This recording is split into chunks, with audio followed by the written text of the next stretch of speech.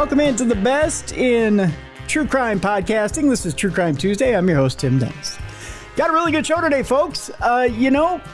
Interesting timing today. We're right at the new year, New Year's Eve to be exact. And President Biden did something very interesting last week.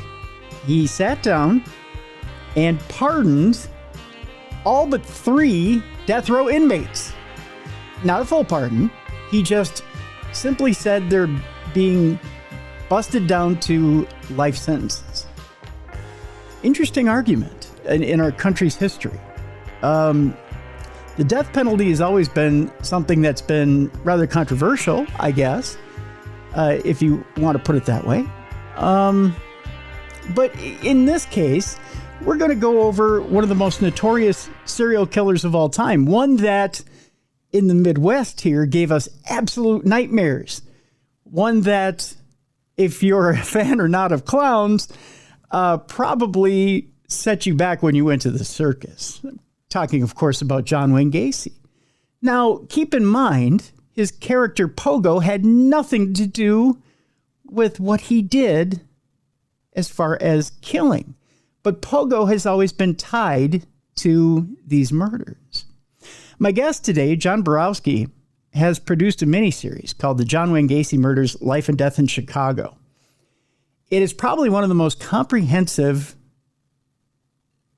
miniseries or comprehensive journals of the murders and even his incarceration I think I've ever seen. I mean, we've had Karen Conti on the program with her latest book, really detailing his post-incarceration or his incarceration post-arrest. But we really haven't had a good look at his life before, his killing spree, and his incarceration post-arrest, and had it all put together, and even had a good look at the victims and this shockwave that's happened all the way through, this wave of destruction that Gacy has caused, and gotten it from the people actually involved in this wave of destruction. John's done a thorough job all the way through. I want to bring John in now, and let's get this program started. John Borowski is a award-winning independent filmmaker and author whose film works have garnered international acclaim and are distributed internationally on DVD, television, and streaming. John's historical horror trilogy of documentary films focuses on late 19th and early 20th century serial killers. After receiving his BA from Columbia College's Chicago film program, John freelanced as an editor and cinematographer. Director Willie Laszlo chose John to edit every headlining film for the Chicago Short Comedy Film and Video Festival from 1999 to 2003. In 2004, John's independently produced film H.H. Holmes, America's First Serial Killer, was distributed on DVD in North America. For the voice of the narrator, John chose Tony Jay, who's the voice of villain Judge Claude Frollo in Disney's Hunchback of Notre Dame. John's also gone on to do The Strange Case of H.H. Holmes, which is an illustrated book published by him containing 3 primary source books about the Holmes case and Holmes' complete confession. H.H. Holmes has been distributed to over a dozen countries worldwide. Now, after disappearing for over 25 years, Dennis Rader, the BTK murderer, resurfaced in 2004 after sending letters to the Wichita Press. In that, BTK was familiar with other serial killers and had mentioned H.H. Holmes in his writings. Of course, Dennis Rader, the BTK murderer, was apprehended in February of 2004. Now, John relocated to Los Angeles in 2005 for 4 years, where he produced that second film, Albert Fish, In Sin He Found Salvation, which has been called one of the most disturbing films ever made. For Fish, John interviewed artist Joe Coleman, and had a tour of his famous auditorium, that's ODD Auditorium, in Brooklyn, New York. Also in 2005, John served as associate producer of the British television documentary production Murder Hotel. Albert Fish was released on DVD in 2007. The world premiere screening was held at the historic Vine Theater in Hollywood. At the New York screening, John met the Italian distributor for Gargoyle Video, who agreed to distribute Fish in Italy. John relocated then back to Chicago in 2009. He also, in 2010, started getting involved in numerous projects, including Murderabilia and True Crime Collecting, which is published in the UK, and the documentary movie making course. He's got other projects as well. We'll have a link in the description of this program to his website so you can check out those projects because they're chilling, they're fascinating, they're famous as well. He's been involved in many film festivals, also having stuff to do with Ed Gein as well. Gein is one of those cases, John. And welcome in, John Borowski. Thank you. Thanks, Tim, for having me. Yeah, a lot has happened since, I do have to update that bio because that was pretty thorough, but kind of goes back to like whatever when I started, in the industry. And since then, I've done these documentaries on Albert Fish and Panzram and the TV show. But yeah, Ed Gein is interesting because, of course, now, Ryan Murphy is making these shows such as the Dahmer Show, and he's doing Ed Gein, and which is great for me, because I also write and publish books on these cases. And I have a book called The Ed Gein File. Mm-hmm. And what that is, that's Gein's interrogation and confession. So with my books, people could read the actual words from these killers or the actual investigative reports, such as my book on Gacy, Hunting a Predator. It has all the Dispels investigative files in there.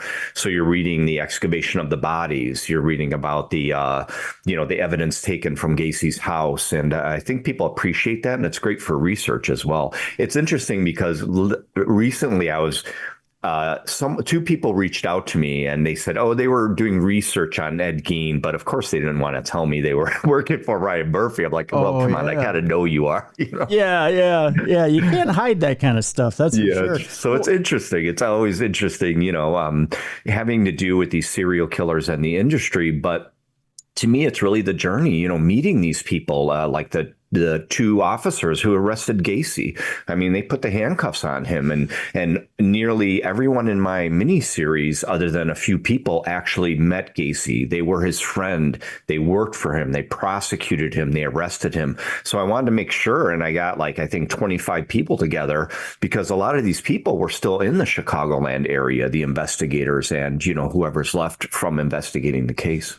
Let's talk about that, John. And let's get down to the nuts and bolts of this. Because when you're talking about some of the people involved here, and some of the people that you have to go back in history, because this isn't like this happened 10, 20, 30 years ago, right?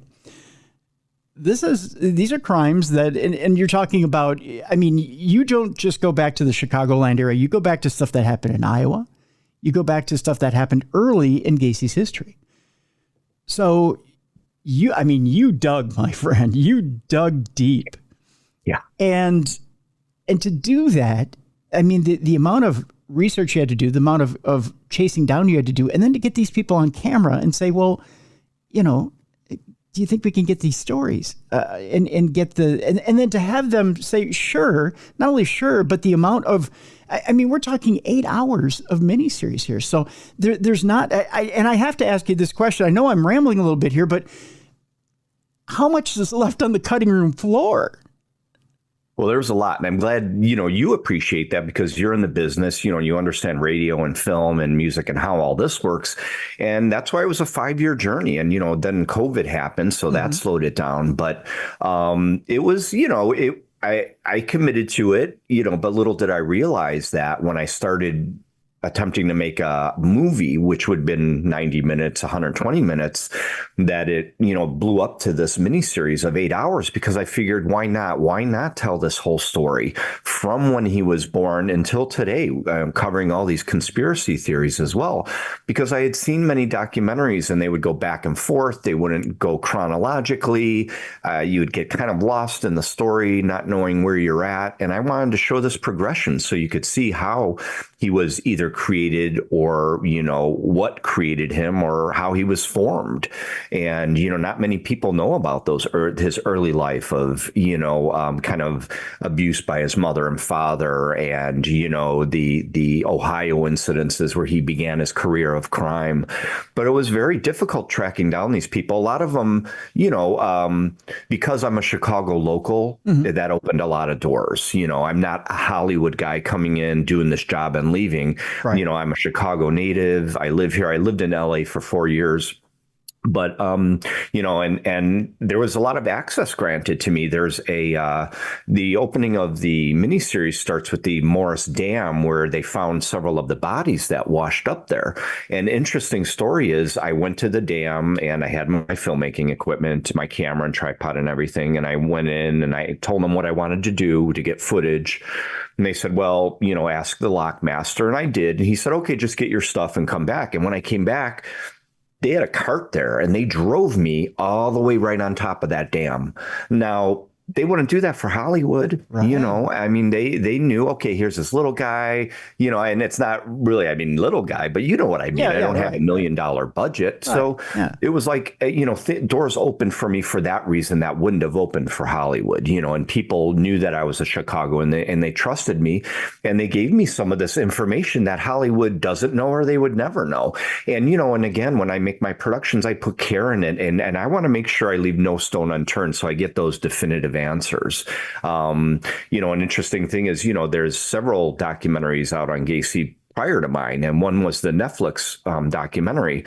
And I spoke with Marty Zielinski, who was Gacy's photographer, and he's in my documentary. Yes. And he said he went to the next Netflix interview, and he said they put him in a room with all this carpentry material.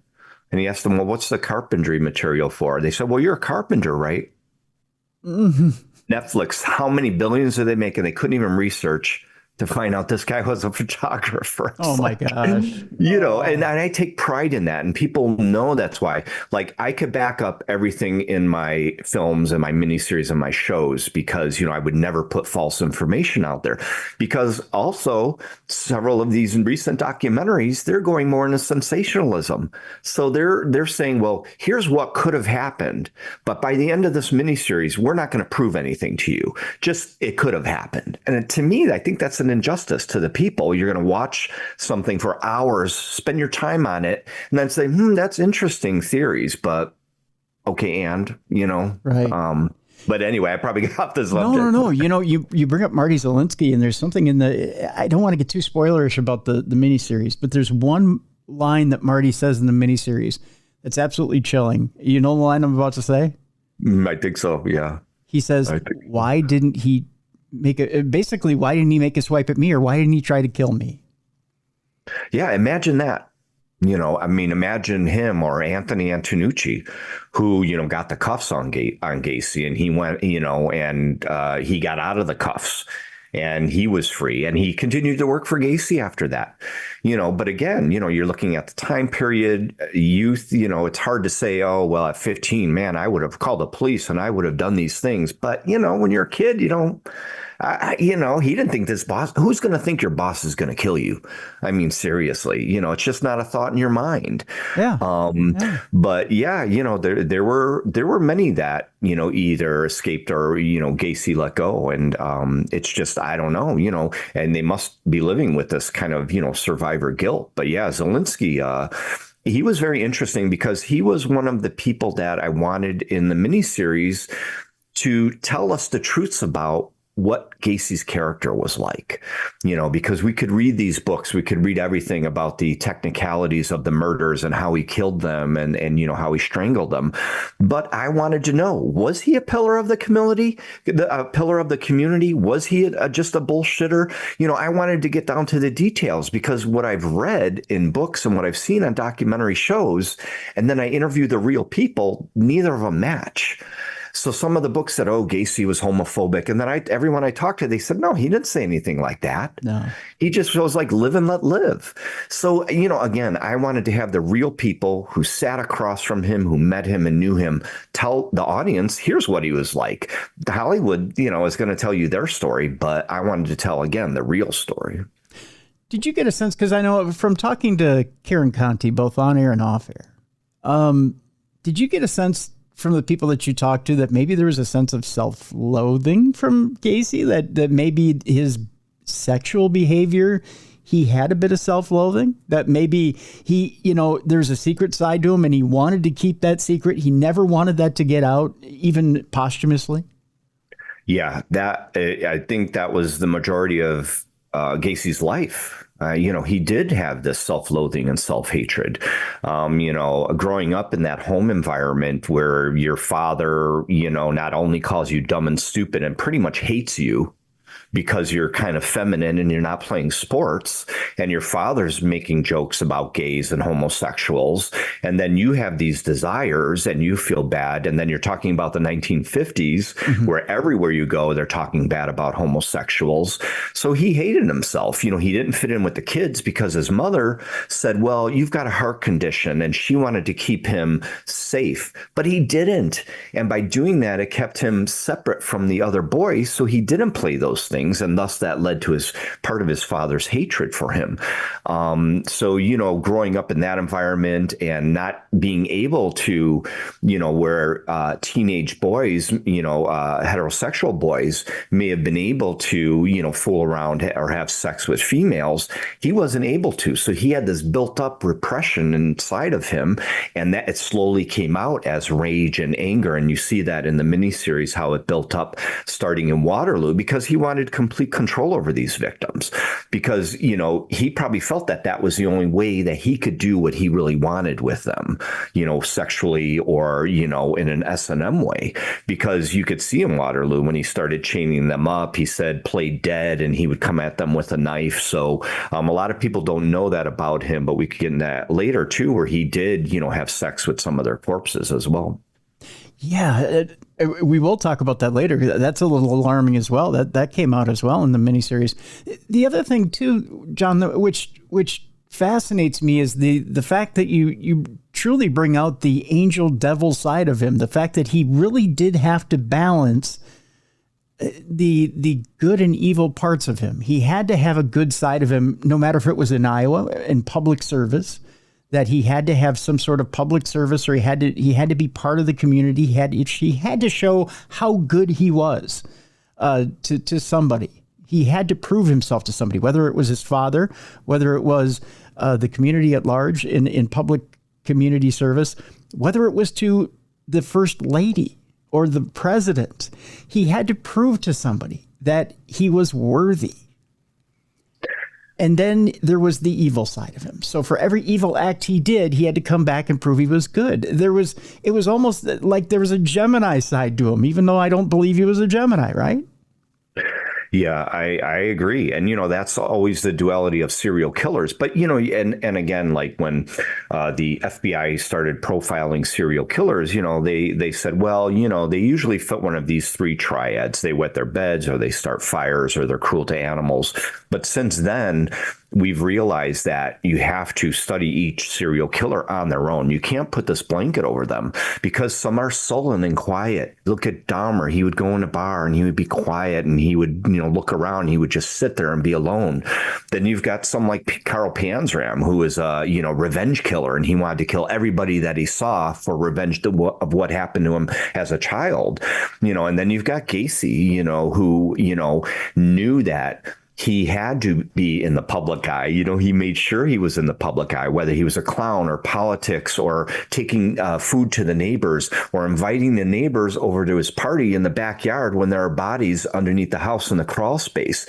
And I think that was Gacy's ultimate joy, that he knew he was always getting one over on people, that he knew, oh yeah, they're walking over the floor and there's bodies down there. He loved that, because even in prison later, he would joke about it. After he said, no, somebody else must have killed these bodies, he would always show a picture of him with balloons with 33 flavors, ice cream on them, and say, look at that balloon, the 33, what about that? He knew, and he liked to get that. And he would even chuckle about it. When you watch a CBS News clip with him on it, he laughs. He's like, you see that?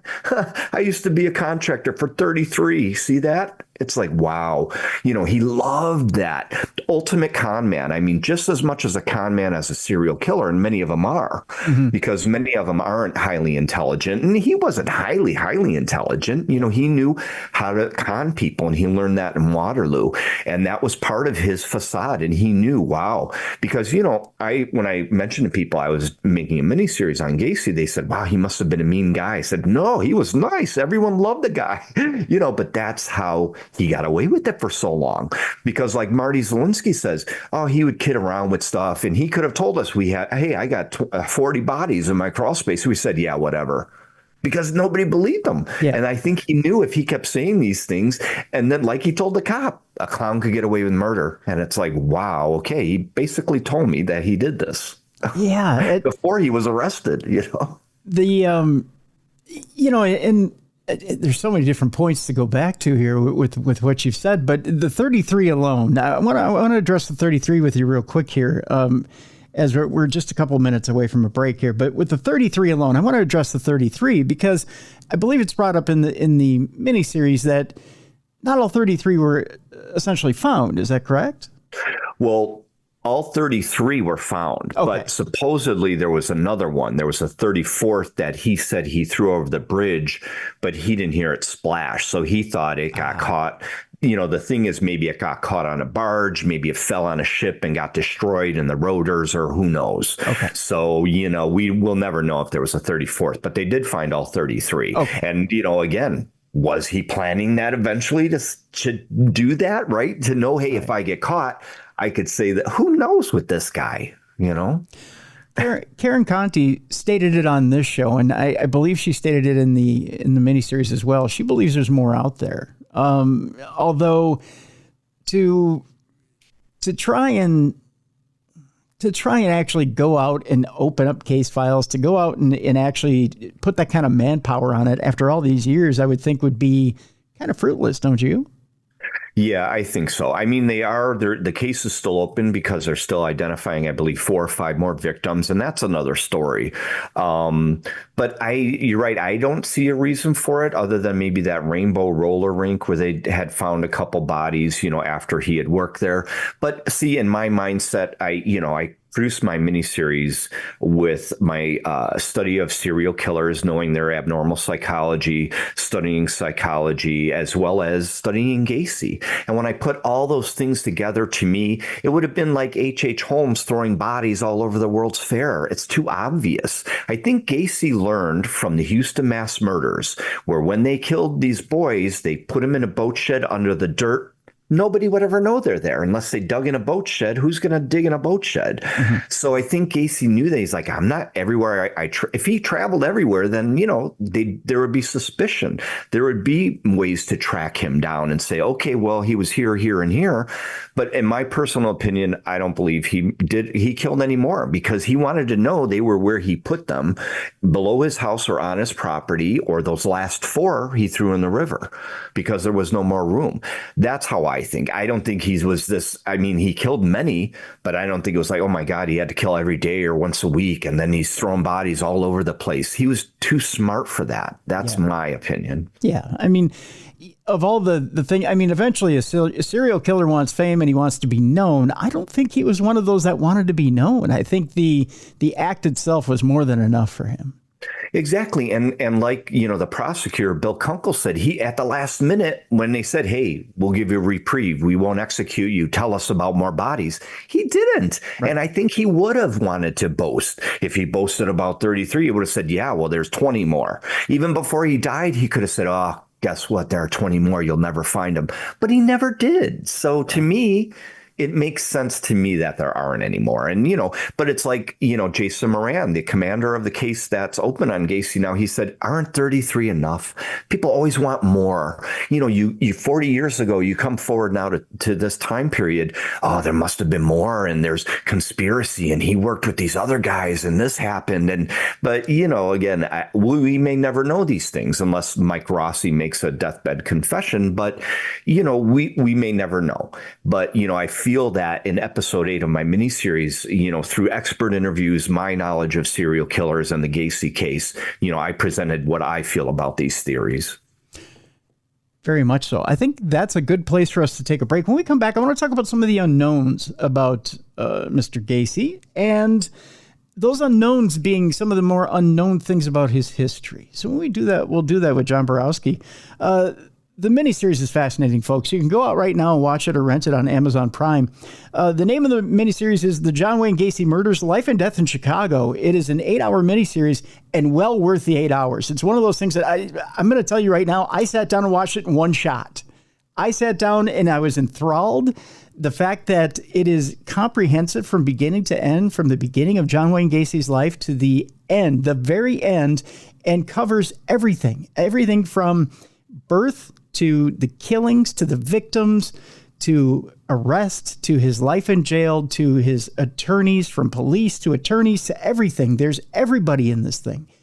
And you get a full spectrum look at John Wayne Gacy. I don't think this has ever been done before, to be honest with you. And it's accurate. Everything about it is accurate. So a tip of my cap to you, John, as I stumble through it. But I encourage you to go out, and if you are, I hate to put it this way because it's a little morbid, but if you're a fan of serial killers, if you're a fan of this type of true crime, this is it. I mean, this is what you've been looking for. So by all means, go to Amazon Prime and check this out. You can also, by the way, check it out by going to John's website. We have a link in the description of this program. That's another way that you can check out this miniseries as well. So when we come back, some of the more unknowns about John Wayne Gacy. When we come back on the best in true crime podcasting, this is True Crime Tuesday.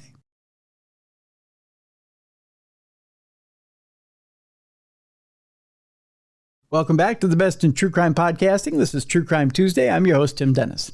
My guest is John Borowski. The name of the miniseries is The John Wayne Gacy Murders, Life and Death in Chicago. It's 8 hours of the most comprehensive history of John Wayne Gacy from life to death. I mean, it says it right in the title, right? Everything from the beginnings of John Wayne Gacy, the painful beginnings of John Wayne Gacy, all the way to his, well, let's face it, painful death. The way that Karen Conti put it when she was on this program, his end was pretty painful too. I don't think a lot of people know that, John. And let's start at that part as well. The way Karen put it when she was on this program, she put it like this. The way that he was put to death was not invented by a scientist.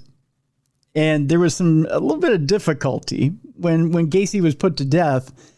As she put it, there was a bit of a to-do or a hubbub as he was being put to death. And there was some difficulty behind the curtain. Can you explain to people what exactly happened at that point? Yes. So Gacy was put to death by lethal injection, which means that there is usually a series of three different types of liquids that go through, that eventually go into his vein and mix to make the lethal cocktail to execute him. The first one is usually like a sedative, and then the two poisons, start entering his system. Well, about 5 minutes, couple minutes into his execution, there was supposedly a problem with the line. They said, oh, there's just a problem. So they took a break. When they came back, they finished the execution. So, there's a lot of question of, well, was that done on purpose? I don't believe anyone would ever do that on purpose. Let's just say that. Yeah, I don't believe that. Right. But you know what I'm saying? It's like, so there could have been pain there at the end. I wouldn't doubt it. But what I found was very interesting is that, again, in my miniseries, I wanted to show another perspective. There's these victims' families, and a lot of people don't really know what the victims' families went through. Not only the hell of, knowing that their brother, son, husband, boyfriend was murdered by him, but the fact that they weren't even allowed to see him executed. Yeah. And that was very sad to me. I interviewed Eugenia Godzik, and she was Gregory Godzik's sister, who was killed by Gacy. When it came time to execute Gacy, Eugenia Godzik's mother had passed already. And she said, wow, my mom wanted to be there to see him executed, and she wanted to pull the switch. But what they did was, they had the viewing room for Gacy where you could watch his execution. Now that was press, politicians, attorneys, and then there was a lottery system for some reporters like Walter Jacobson. He got to see it. But then there was a whole nother room with the families of the victims, a room where it was just a room no windows, no view of the execution, only a phone in there and some hors d'oeuvres. And it's like, wow, when you hear the real stories of what the families went through, and supposedly, the city created a fund, or there's a wrongful death fund that the city had at that time. And, when the victims' families tried to, claim that, they said, oh, no, we're not giving out this to all these 33 families. It's a shame how they were treated too in the end. So again, there's pain on all sides here, the pain that Gacy went through and his family went through, but all these victims and their families. And like you said, that ripple effect. I mean, there were hundreds and hundreds of people involved in the case in the end. And that's the sad part about it. But yeah, he did, finally receive, it was, at Stateville Prison, he received, his lethal injection execution. I would think if the families would have heard the words of Karen Conti, that maybe they would have smiled a little bit in a weird kind of way. Because the way that Karen described it to me was absolutely spine chilling. She said what happens is if the anesthetic doesn't come down the line, which it didn't supposedly at first, the poison comes down the line, and literally that person is, because if they get just a little bit of anesthetic, it doesn't fully knock them out. I mean, they're out, but they're aware inside their own body. So then they start to burn from the inside and they're fully aware. But it's like that Metallica video where the guy's aware in his own body and he wants to scream but can't. Yep. She said that's probably the way Gacy went. Yeah. And, I worked at a veterinarian offices as a veterinarian tech for a while when I was younger. And that is how they do it. They put the sedative and they are aware. They're aware, they're just very sedate. Oh. And yeah, and especially with the two different types of poisons, going into Gacy, I'm sure it was extremely, extremely painful. And, he couldn't obviously move or react in any way. So, wow. And, it's like, is that even, I mean, it's there's no way to, even cover the pain of all those 33 victims. And it's just, right. Like I said, it's sad all around, I mean, and for him, he, I am against the death penalty because I don't believe that it's, a deterrent, but, for Gacy, I'd say that's definitely a person who deserved that for what he did. When we talk about, and let's talk a little bit about how he put his victims down, because when you think about it, is it a just way to go? I mean, right. Let's tell people about a little about how he would put his victims down, because it is a little barbaric. Yeah, no, I mean, these people suffered, the young boys, they really suffered. I mean, there were several survivors that had talked about what he had went through, and he would take them through a night of tortures, anything from dunking their head in a bath to drowning them to reviving them, choking them, reviving them. He loved, seeing the agony on their face. He was definitely a sadist. He loved torturing the victims. He would rape them with various, objects. Some victims were found with various objects in their mouth and their rectum. Some victims he would stuff paper down their throat or their underwear. Some victims would choke on that and die. Some, when he buried them in his crawl space, were still alive. So they all died in horrible, horrible ways, but most of them were strangled. He enjoyed using, his first victim he stabbed, and that was a mess. So he didn't want to clean up messes. Gacy was a very tidy guy, very clean and organized. And he didn't like the mess. So he found that what was the best method of killing was just to take an ordinary clothesline rope, probably, 12 to 36 inches in length, put it around their neck, and then make a tourniquet, put a stick into the tourniquet in the back of their neck and turn it until they were choking. And there was nothing they could do if they were in handcuffs, which they usually were. He would trick them into handcuffs. There was nothing they could do. And he said some of the victims put the rope on themselves because they thought it was like an S&M trick. So they would say, oh, yeah, okay, let me see how you do this. Because, obviously there are ways that, males can achieve orgasms, and there are sexual choking ways that, some people have died, and Hollywood celebrities have died that way too in the middle of that. So he would do that, and they thought it was an S&M thing. But then when he would turn it, he said they would start choking, but they were reaching here. And there's nothing they could do there because it's tight back here, but they couldn't reach to do this. And by that time, 10, 15, 30 seconds, you're out of it and then you're dead. And he would think it was funny that all they had to do was reach back and just untwist. Yeah. Yeah. And they were going here. But again, in that moment, they're choking. They didn't know what they could do. And then they couldn't reach it. They were, it was awful abuse, rape, and painful ways to die. And then, he would just throw them down in the crawl space where he had young men dig these trenches. So there were already graves down there. So all he had to do was just throw them down in the crawl space, get down there, throw them in the hole, and put dirt over them. And yeah, they suffered. It was awful, traumatic, painful deaths. And sometimes two at a time. There were these two young men where he had brought into the house, killed the one in the bedroom, and then brought the other one in and said, look, now I'm going to kill you. Look at your friend. He's dead. Just like, and he got a gun. He got off on that. He enjoyed all of that. No. See, so the little bit of burning at the end doesn't seem like it's all that bad. Yeah, Just, right. Yeah, exactly. Makes you wonder if the guys at the jail were like, you know what? Yeah, if we hold back the anesthetic a little bit, it's probably not that bad of a deal. Like I said, I wouldn't doubt it. From what I hear, the guards hated him. They didn't want to have anything to do with that. And then you look at 14 years on death row. It's, that again, that's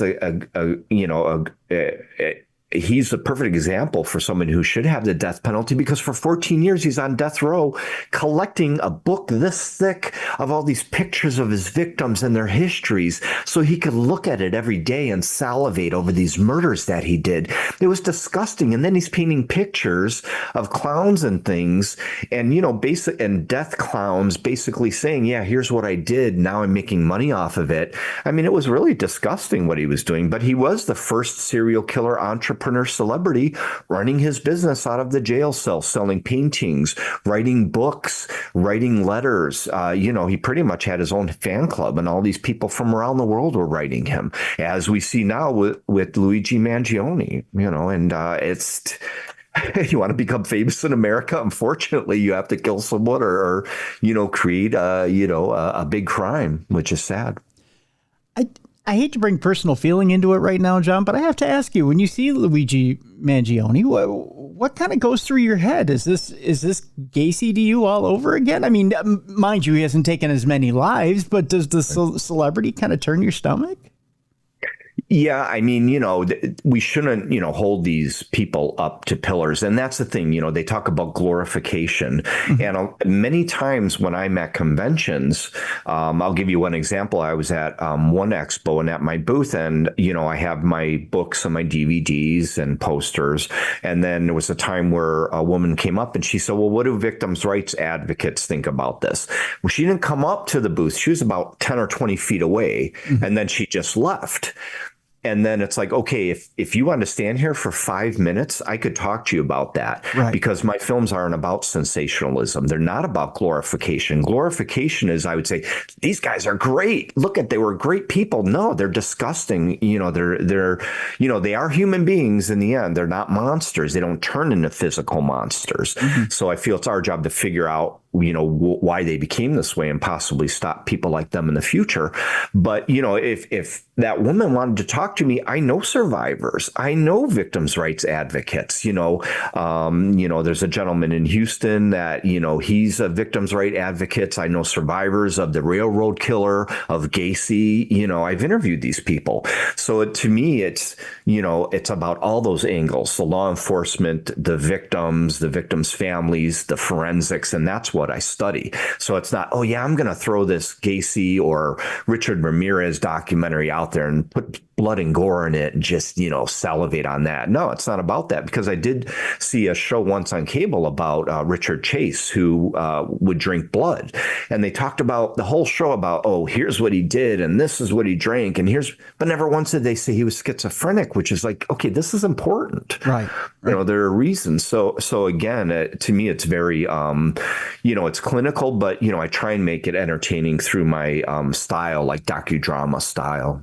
Absolutely. And the reason that this documentary is 8 hours long is because you do focus on each and every victim, and you tell the story of each and every victim, which is important. It's humanizing the people that lost their lives, and is, in a way, dehumanizing the killer, is showing you exactly what kind of monster took the lives of these very human people, and bringing the humanity back into the victim, which is very important. And again, I applaud you for doing that.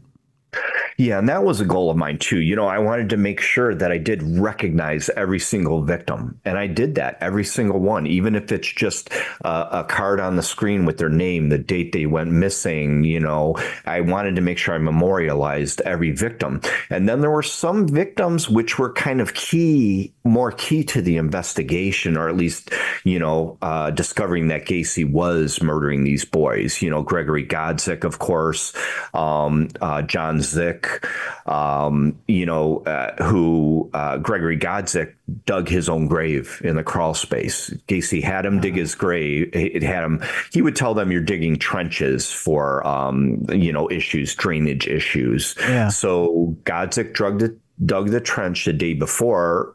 Gacy murdered him and threw him in that trench that he dug. So again, it's just, I wanted to study several of those key people because obviously, I interviewed Godzik's sister and, to see how crucial they were to those, the evidence that was found later, when they went into the house. But yeah, that was the thing, because, it's all important, it really is. And I reached out to Eugenia Godzik because I had a contact that gave me that info. I did not bother any of the other families. I didn't want to, because they've been through this for the last over 40 years. I mean, I figured if they were interested, they would want to reach out, but I'm not going to hunt them down. I'm not going to hound them down.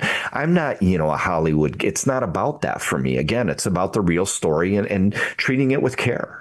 And there's such a thing too, John, as these people, as you put it, these people have been through enough, but there has to be a certain amount of healing that happens, right? The event is traumatic enough. It takes a certain amount of decades to start to heal that. And we're 40 years into it now. Generations pass. Time doesn't necessarily heal all wounds, but you get to the point where, those families do need to start to move on, and they memorialize that person. But the way that they went was so tragic that you're like, what, we do need to put it aside, and we do need to move on with their family.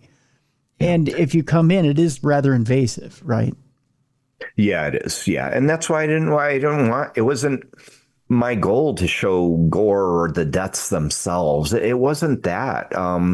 If anything, I show his methods technically. I just have a reenactment of someone standing there and show the neck, Yes. But, I've seen some of those where they would show the gore, him on top of these victims. And there's no reason, because I had actual documents. I had the actual people interviewed. I had location photos. I went to the locations that were still existing, and I figured, well, why should I fill this with all these reenactments when it's not going to really add much?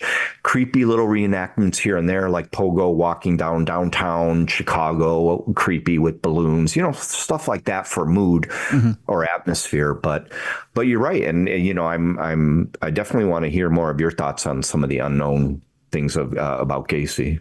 Okay, some of the unknowns. Let's get to that. The abuse. I want to talk a little bit about the abuse by mother and father. That, to me, was one of the things that stood out and kind of hit me. You think about the making of a serial killer. What makes a serial killer? Is it, recently I was watching a Dr. Phil special from years ago where he was confronting Dahmer's father. And he's right in his face and trying to make him realize that, you were the catalyst for Dahmer, right? And when you get the opportunity to look a man in the face and say, you kind of spurred this on, because he was talking to Mr. Dahmer about, when you're kind of taking the boy out to encourage him to kill animals and do the taxidermy thing, you don't realize that you're spurring on serial killer behavior.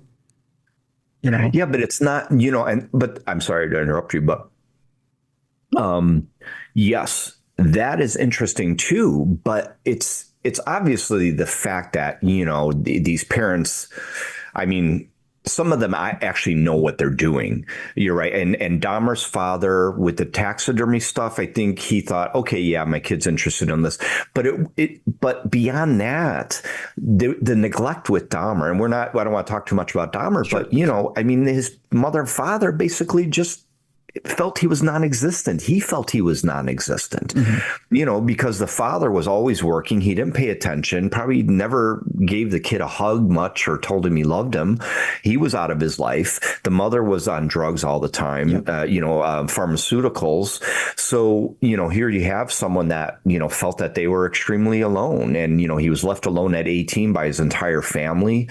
So you could see that. And again, maybe they were just living their lives and not realizing, well, it's too late. We should have given him more love and attention. Yeah. And that happens a lot too. And that's, what happened with Dahmer. But with Gacy, it was different, and that's the thing with these serial killers. They're not all abused. They could witness a trauma. Something could be traumatic. Like I think with Dahmer, the trauma of his family leaving him alone at 18 to work and eat and take care of the house and do all these things, that was very traumatic for him.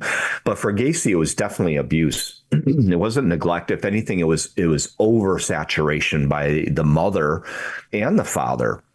The father not only berating him and physically abusing him, but the mother, when he was first born, she was giving him I forget the name, but you put them inside your body for medicine. You put them in your anal area, rectal suppositories. Suppositories, laxatives. As an infant, as a baby, she was giving him rectal suppositories of medicines. And then she started giving him all these medicines because in her mind, she thought something was wrong with him. But it was only in her mind, And Helen Morrison, who interviewed Gacy's mother, she's in the first episode and in the miniseries. And I wanted her to specifically talk about that. What was the mother's role in creating Gacy? And, giving him all these pharmaceuticals. And then when he's growing up, treating him and making him feel like he did have a health condition made it worse for him. The mollycoddling by her, and then her advocating the father being fine by beating him and berating him because of that 50s mindset.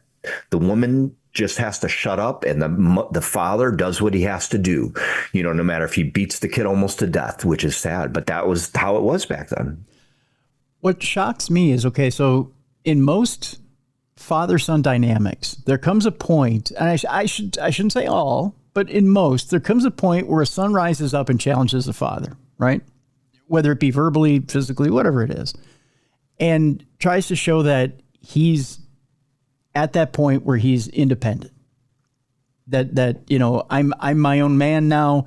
I'm stepping up. I'm stepping out. You can't rule over me anymore. At what point does Gacy do that? Gacy did that. I think it was when he was, I forget, it was 18 or 19 or early 20s, but he left. His father had gotten him a car.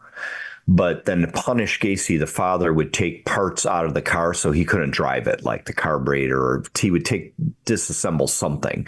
Well, Gacy got tired of all that and tired of everything, so he just got in the car and drove to Vegas. I think there was an uncle possibly that lived out there that, he knew, and that was his escape. And he got a job at a funeral home transporting dead bodies to the morgue. And his mother said he, slept in the morgue with the bodies, with the dead bodies. And, that's a whole nother beginning aspect of Gacy that many people don't know about. They know about this incident at the funeral home or that he worked there, but then there's been many stories. Well, he may have supposedly one of the stories is somebody at work there found a corpse's clothes next to a casket that was opened. Supposedly Gacy got in with this young man. Gacy said one of these victims came in with an erection, which is called a death erection. If somebody dies traumatically or is hung, they may have an erection when they're dead. This could have been Gacy's fantasies. We don't know this. A lot of these serial killers say, yes, I read or saw this. But is it really just up here? And that's what I wanted to show a little in my miniseries as well. But the fact is that Gacy, he himself said from a young age, he was fascinated by death.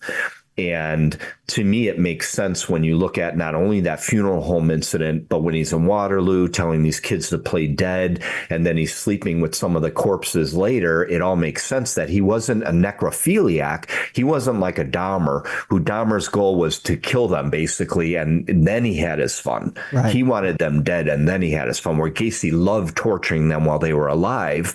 And then, okay, well, you know what? If I put them in the closet or under the bed and no one, I might pull them out a day later and have sex with the body and then throw it in the crawl space.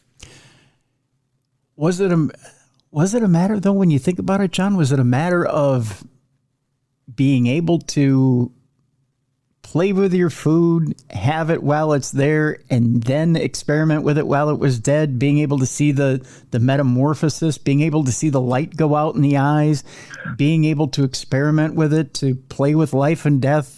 And to me, that's a domination thing. To me, it's over and over again. If I could have did this to Dad, I would have been satisfied. Yeah, I agree.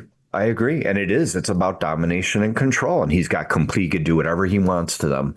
And you're right. I think it all goes back to, I feel there's, they talk about the, nature, nurture, and these reasons for serial killers for killing. Well, through my research, my personal theory is that it's the environment, especially when they're in those formative years. If they're seeing these things or hearing these things, sure, it may not affect others. I mean, kids could be horribly abused and they turn out to be police officers, which I don't know about, but you know what I'm saying. If they're good police officers, that's fine. But you know what I mean? A lot of people could be upstanding people, but it's because of certain people, how their brain interprets things and how they go about these things. And you're right. I think his whole life he was trying to, either appease his father or kill his father. Right. Yeah. That's exactly what it was. If he goes into the community and does well, look, Dad, I did good. Yeah. If either that or he's trying to extinguish him through, albeit through other people. Yep. Rather than just stand up to him and knock his block off. Right. Yeah. And he never did. Gacy had the freeze reaction. There's flight, freeze, and fight. Well, he would just freeze. His whole life he did that. I have a police report when Mike Rossi beat Gacy up. Gacy called the police and there is a police report, but Gacy didn't do anything. He just stood there, because of course he wanted to be in control. Once he had a young man in handcuffs, then he could be a real man. But other than that, he would never go up against another man. Never. And so, that was just his character. Was that the same cop that claimed that he thought Gacy was attracted to him? No. Well, Mike Rossi worked for Gacy. Oh, okay. He was one of the workers. All right. Yeah. Oh, but that's another interesting story. Yeah. The cop, Mike Albrecht, when he was younger, he looked like Gacy's type that Gacy was attracted to. So, he had long blonde hair. So there is supposedly, which I've never found, no one's ever, it's probably still out there, but Gacy took a Polaroid picture of Mike Albrecht when he was bending over to see his backside. And even Mike Albrecht to this day is like, there's a picture out there of that somewhere. I think he says it in the miniseries. And a lot of these things in the story too, they're so absurd when you look at these things. And it's like, I liken it to Goodfellas. Like, Goodfellas is a scary, tragic, gangster movie. But when you see it with a full audience, it's a comedy. It's an absurd comedy that they're having dinner while there's a body in the trunk. It was the same thing for Gacy. And you're not laughing at this. It's just this crazy absurdity that this guy loved and reveled in this stuff while all this was going on. One of the things that Karen Conti told me, I think was related to you in the miniseries as well, and that is when you went to visit Gacy in jail, he would get you lunch, but the way they got lunch was to take it away from two other prisoners. So, I mean, if you had two with you, if it was you and if it was Karen and her law partner, well, then two other prisoners had to give up their lunch, and he would always tell you it was the worst prisoner in the yard who gave up his lunch, and then they'd wink at you. As to make it seem like you were giving up, you owed something to the worst prisoner in the yard. Well, yeah, and that's the thing, and Karen Conti says that he was a funny guy. A lot of people don't like to hear that, but that's again how he conned people. He wooed them in, he made them feel comfortable, and then he did his thing, and I was to me, episode 7, which ends in the execution, but before that, it's kind of hilarious when you see all these things. The heavy metal guys, Macabre, who are going to visit Gacy and buying paintings off of him. And, Gacy threatening the warden that, you better let me sell my paintings or I'm going to the ACLU, which he did once. It's like, wait, how? And then Gacy changed prison policy because they would charge the inmates less for photocopies than the people on death row. So Gacy wrote the warden, said, this isn't right. So they said, you're right. We're going to change it. He changed prison policy. Again, what? You hear these stories. You're like, and I wanted to do that too. It wasn't my intention to, things don't people know that I can expose in this? No, I mean, I wanted to tell the things that I knew about that everyone knows about Gacy, but these other things that are just as important and add to that story of understanding his life and the crimes. And you could study the miniseries from a trial point of view because everything that happened in his trial, child psychology, forensics, and that was another, intention of mine. So this could be used in classes in the future to study these cases of how they were, investigated back then versus now. There's an interesting chapter in Karen's book where she's representing Gacy's sister because Zach Bagans wanted to buy Gacy's brain. It was on the auction block, and Gacy's sister finds it an affront that Zach wants to buy the brain. So they fought it, of course. But I had asked Karen, do you really think Gacy would have been pretty much just offended that his brain would have went to the haunted museum in Vegas? She goes, oh no, he would have loved it. He would have loved the attention. He would have loved the fact that people would have come to see his brain. He would have thought that was great. He would have. He told his second wife that one day she's going to read about him on every newspaper, on the cover of every newspaper. He was reveling in it when he was in prison. He was just loving it because finally he's the big man that his father always wanted him to be. Here now I'm the big guy, right? And he just loved it. Smiled all the way through prison, I'm sure. And Zach was offering a lot of money for that brain, so I'm thinking, why wouldn't his sister do it? Yeah. What was the big affront? Yeah. Right. Yeah. Well, the brain initially, Helen Morrison had it because, Gacy's family willed it to her. Mm-hmm. And then the brain, was given back to Gacy's family. So that's pretty interesting, that journey. But, another interesting thing too is, probably a whole documentary could be done on Gacy's death certificate. Is that the right time of death? They say he was cremated and signed off on, but he wasn't. He was buried. So these are things that I've discovered that I've never heard of in my life. And, when I was producing my miniseries, I had questions. And at the time, I went to the experts who I had known were Gacy experts. And through all my research, I said, well, there are these two things that I don't understand or I can't find. They didn't know about them. They didn't know they existed. So I said, okay, well, now I'm becoming the preeminent Gacy expert in the world because I don't know of any others because I found these things that other people couldn't even uncover. But all those facts are very interesting to tell the truth about this story.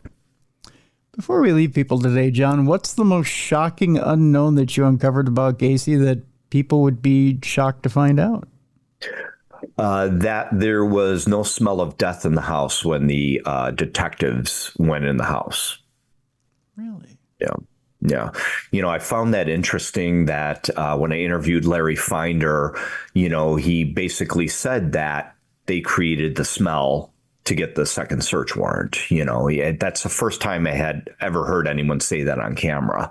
That he said when the officer went in there, he said there was nothing wrong really. And that at first he just said, well, it smelled moldy and moldy. And from what I've read, Gacy's first wife said that it smelled like dead rats because of that first body, but then Gacy learned to put quick lime on it and cover it with concrete and bury it because he probably didn't bury it at that point or deep enough. Okay. And it took some, talking to the officer when, Larry Finder said, okay, but you worked at the morgue. What about that smell? Oh, yeah, it did kind of smell like that. So, and look, I don't hold the police accountable because they were investigating Gacy for 11 days. They pretty much knew what was going on at that point. So, there are critics out there. There's an attorney out there now that says, oh, they did the wrong thing. This is an injustice to people. Well, yeah, technically, yes. But I mean, if they made up all of that stuff and caught him and then, realized what he was doing, okay. Yeah. Yeah. So, but I just found it interesting that, again, I wanted to tell the truth and this is what happened. And that's how they got their man, but for over 40 years, there was this myth of this stench in the house when, come on, there were parties in the house. There were people in the house. Yeah. Marty Zielinski. Everyone just said it smelled moldy sometimes, only the first wife. So it's like, again, it's interesting stuff. That's incredibly interesting. Well, yeah, especially since, like you said, you had mentioned earlier in the program, he had cookouts. There were huge parties where he was providing a huge amount of food for people. The one thing that came up in my mind as I'm sitting and I'm watching it, you mentioned there's huge amounts of food. I automatically go to Ed Gein. I start thinking, is there people meeting there? Exactly. I was like, oh, he didn't go there, did he? Oh, that would be interesting. But yeah, he did it. But man, that would be, that's more of a Gein or Dahmer thing. Yeah. Right? Yeah. That's where my mind went. Cause I automatically think, because the distance between Chicago and Wisconsin isn't that far, right? Yeah. I started thinking, was sausage on the menu? Right. But yeah, I went, but then I started seeing there were steaks and I was like, oh, okay. Yeah. All right. So I didn't, but there were hamburgers. But I went, no. I know. Yeah. But then when they said they discovered whole bodies, I went, oh, whew. Yeah.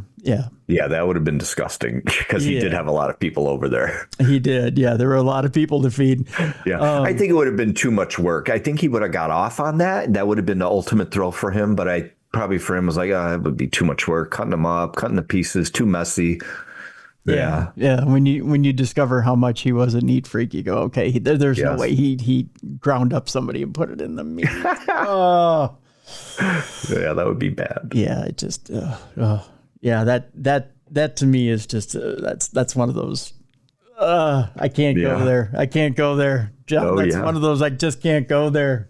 I don't. Yeah, no, he didn't. Yeah, he didn't do that. But yeah, like I said, people were in the house. They didn't smell anything. So interesting. Very interesting. Yeah. And wasn't it, he had mixed up lime with lye, wasn't it? Originally, he wanted to go get lye, but he got lime. No, the thing is, the police reports later, or the newspapers said it was lye, but it was lime. It wasn't lye. It was actually lime. So it was just in the reporting later. Okay. So he did know what he was doing when he did Yes. That. Okay. Oh, yeah. Yeah, no, he did. And, there's a lot of myths like that out there, too. And that's why I wanted to dispel them. And, to me, it's just a shame that Bill Kunkel passed. We still have Terry Sullivan, but Bill Kunkel, to me, was kind of like the, the master of the case. Like I could call or email him about anything Gacy, and he would just talk for hours, and when he left, a lot of that secret and information is gone, unfortunately. So, although I tell you, you've unearthed a lot of stuff and some stuff that will shock people when they watch this. I mean, again, we've barely scratched 5% of what's in this, folks. You are going to be shocked, amazed. There's a lot of interesting stuff about John Wayne Gacy, the victims of John Wayne Gacy. The stories are interesting. They're heart-wrenching. There's a lot of heart-wrenching stories in this documentary. And there's some funny stories in this documentary, very much so. The John Wayne Gacy Murders, Life and Death in Chicago. Check it out on Amazon Prime. Also, if you go to John's website, we have a link in the description of this program. You can check it out there as well.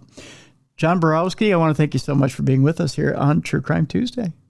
Thank you for having me. It was a pleasure. Thank you. The pleasure's all mine. Pleasure's all mine. Folks, let's lighten things up a little bit. It's time now to bring in Jessica Freeberg. It's time now for Dumb Crimes and Stupid Criminals. It's Crayon News story time.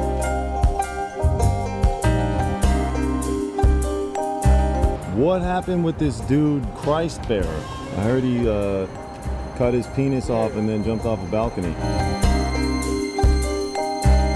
Suspect pulls gun from butt, shoots twice at Denver police. What is your emergency? I need help. And what's the problem? I'm too high. You're too high? Yeah. It's that time again, the time you all been looking forward to. It's time now for Dumb Crimes and Stupid Criminals. And for that, we need a co-host. So what I've done is I've drawn a name out of a hat. No, I'm kidding. I haven't done that at all. Of course not. We have a regular co-hostess. She's witty. She's intelligent. She's fascinating. That's right. In fact, People magazine has put her on the most fascinating authors list of 2024. I bet she doesn't even know she got that award yet. Let's bring her in right now, ladies and gentlemen. Here she is, Jessica Freeberg. Hi, Jess. How you doing? Hey, Tim. I'm great. What an honor to be included in the list of fascinating people with people. I know, right? I mean, I bet you didn't even know you got that award, but you did. I didn't. It's right up there with like the sexiest man alive, right? Yeah, I know. What's up with that? How come they don't have a sexiest woman alive? They should. Seriously, why don't they? Right? Sexist. Just saying. Exactly. Right? I mean, why's there got to be a sexiest man alive and not a sexiest woman alive? Maybe they feel like we'd be offended if they called us sexy. We'd be like, excuse me? Why's it got to be all about sex appeal? How come not the brainiest woman alive? You're going to be the smartest woman alive. Right? Right? Right. Yeah, how come there isn't the smartest woman alive?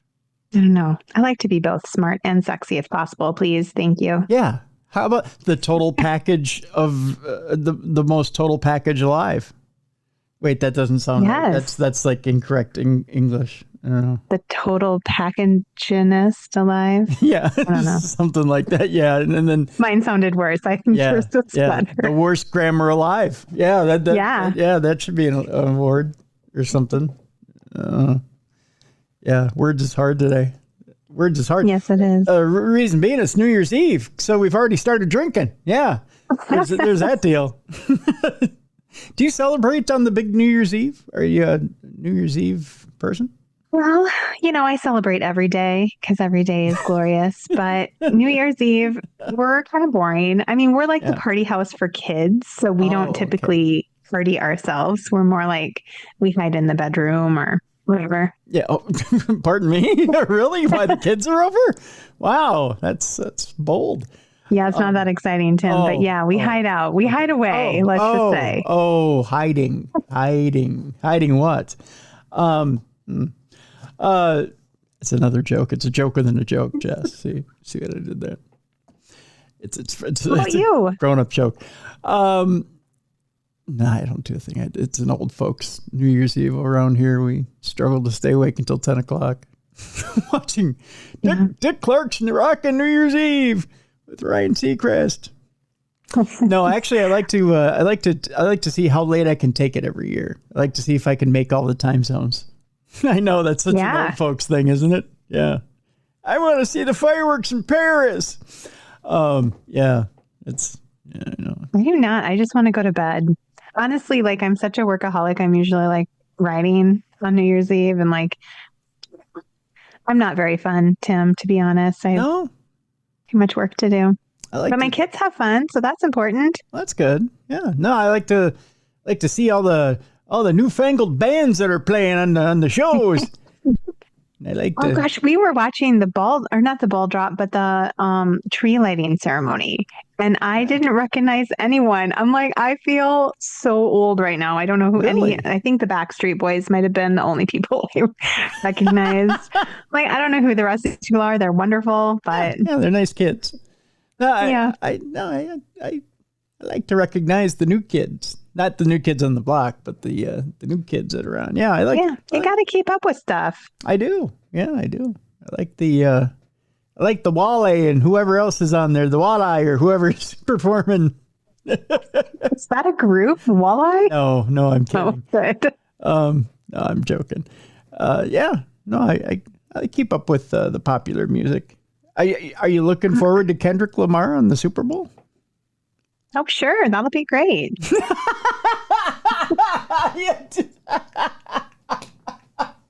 You're like, yeah, whoever he is. Yeah. Whatever. I mean, I know who it is because my kids listen to it. So it's actually on my playlist. But yeah.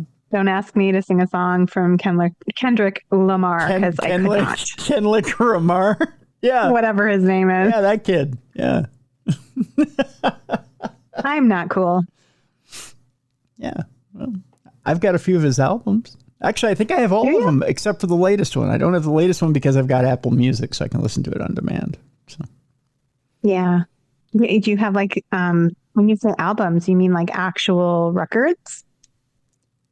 Jess, we don't have actual records anymore. It's all here. It's all on the phone. No, my kids have records. My daughter is like all about the records. She has Taylor Swift records. Like it's come back. What was cool when we were cool is now cool again. You know why I don't have vinyl? Because vinyl's $40 an album. That's why I don't have vinyl.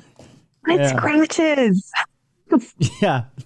No, because you can download it for $9.99. That's yeah. I mean, if you want to support the artist, otherwise you have Apple Music. It's so much per month, and you can listen to the album. They must get something from that, right? Though, I mean, like I had my whole playlist from Spotify of who my top people were, and there was even like a thank you from one of them, like a person, like not personal, but like a recording of him, like thanking everyone for listening to his music. I was like, they must get something for us listening. It's very little on Spotify. I think per download, it's something like 0.12 cents per download. It's really bad. Yeah. Oh. Yeah, it's really bad. It's not even a penny. It's probably similar to like people reading my books on Kindle or whatever. Yeah. And like per page. Yeah, it's bad. It's really bad. In fact, the whole reason that Snoop Dogg pulled all of Snoop Dogg, Snoop on a stoop. I'll keep them up through New Year's on my microphone in case you guys are listening on audio and don't know what I'm talking about. You're going to keep Snoop up until New Year's. Okay. Yeah, well, somebody has to keep him up. He's been smoking that much dope. The whole reason he pulled all of Death Row's library off of Spotify is he said they had something like 1 billion downloads of Death Row's music on Spotify. And it turned out to be only $100,000. Oh, wow. That's bananas. That's all he paid out. So he's like, nah, that's coming off. Yeah, he's a shrewd businessman. Yeah. Like I actually saw him speak live at an NFT conference, and he is like really smart. Oh, yeah. Yeah. In fact, I was watching another interview where recently it was just a short. And he said they'd asked him what Dr. Dre thought when he first bought Death Row. He said he was angry at him because he didn't know what the plan was. And he said, why would you go back into the past to buy Death Row? I mean, it's nothing but heartache and pain, and it's just bringing up old memories. He said, no, I have a plan for this. He said, first of all, I want my masters. I want the masters of what we did. But then I want to bring it forward into the future, and I want to create new memories. And I have ideas for what we want to do with this property.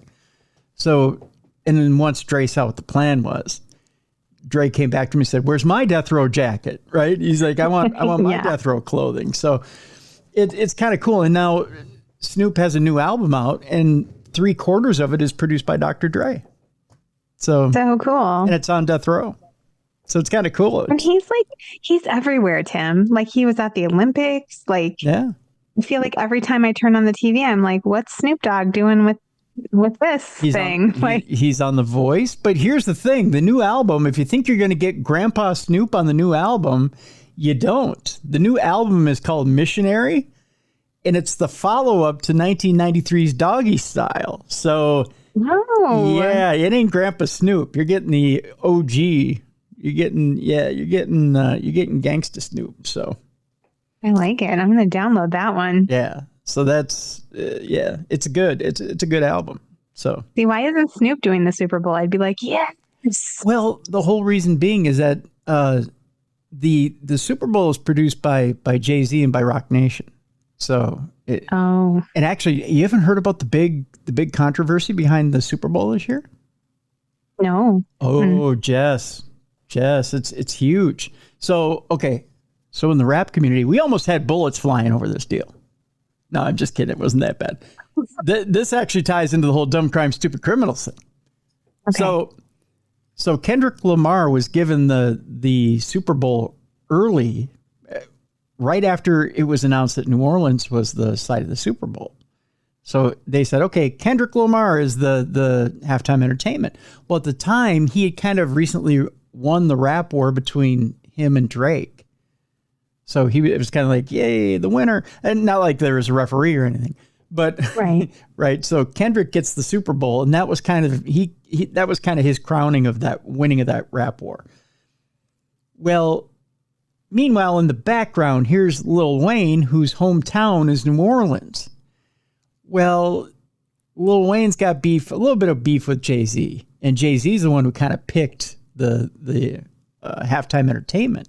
So Lil Wayne goes public with this. I mean, light of day in the media going, what's wrong with me?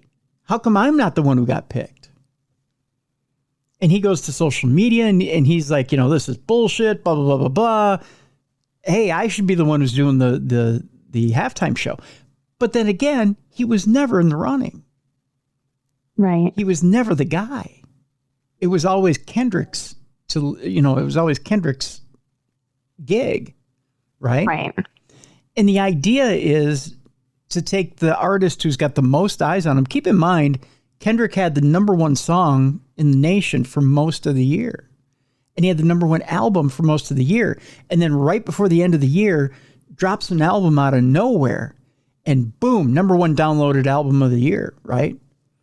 So really, he's deserving of the spot. Right. He's a logical choice. I mean, my kids actually love him so much, and they actually got my mom listening to him. Like the last time we went over for a family dinner, my mom was singing along. Yep. Yeah, and it was fun. And it really should be his spot, right? Yeah. That'll be a good halftime show. Yeah, and Lil Wayne is just yelling about it because, well, I'm from there, and so I should be the halftime show.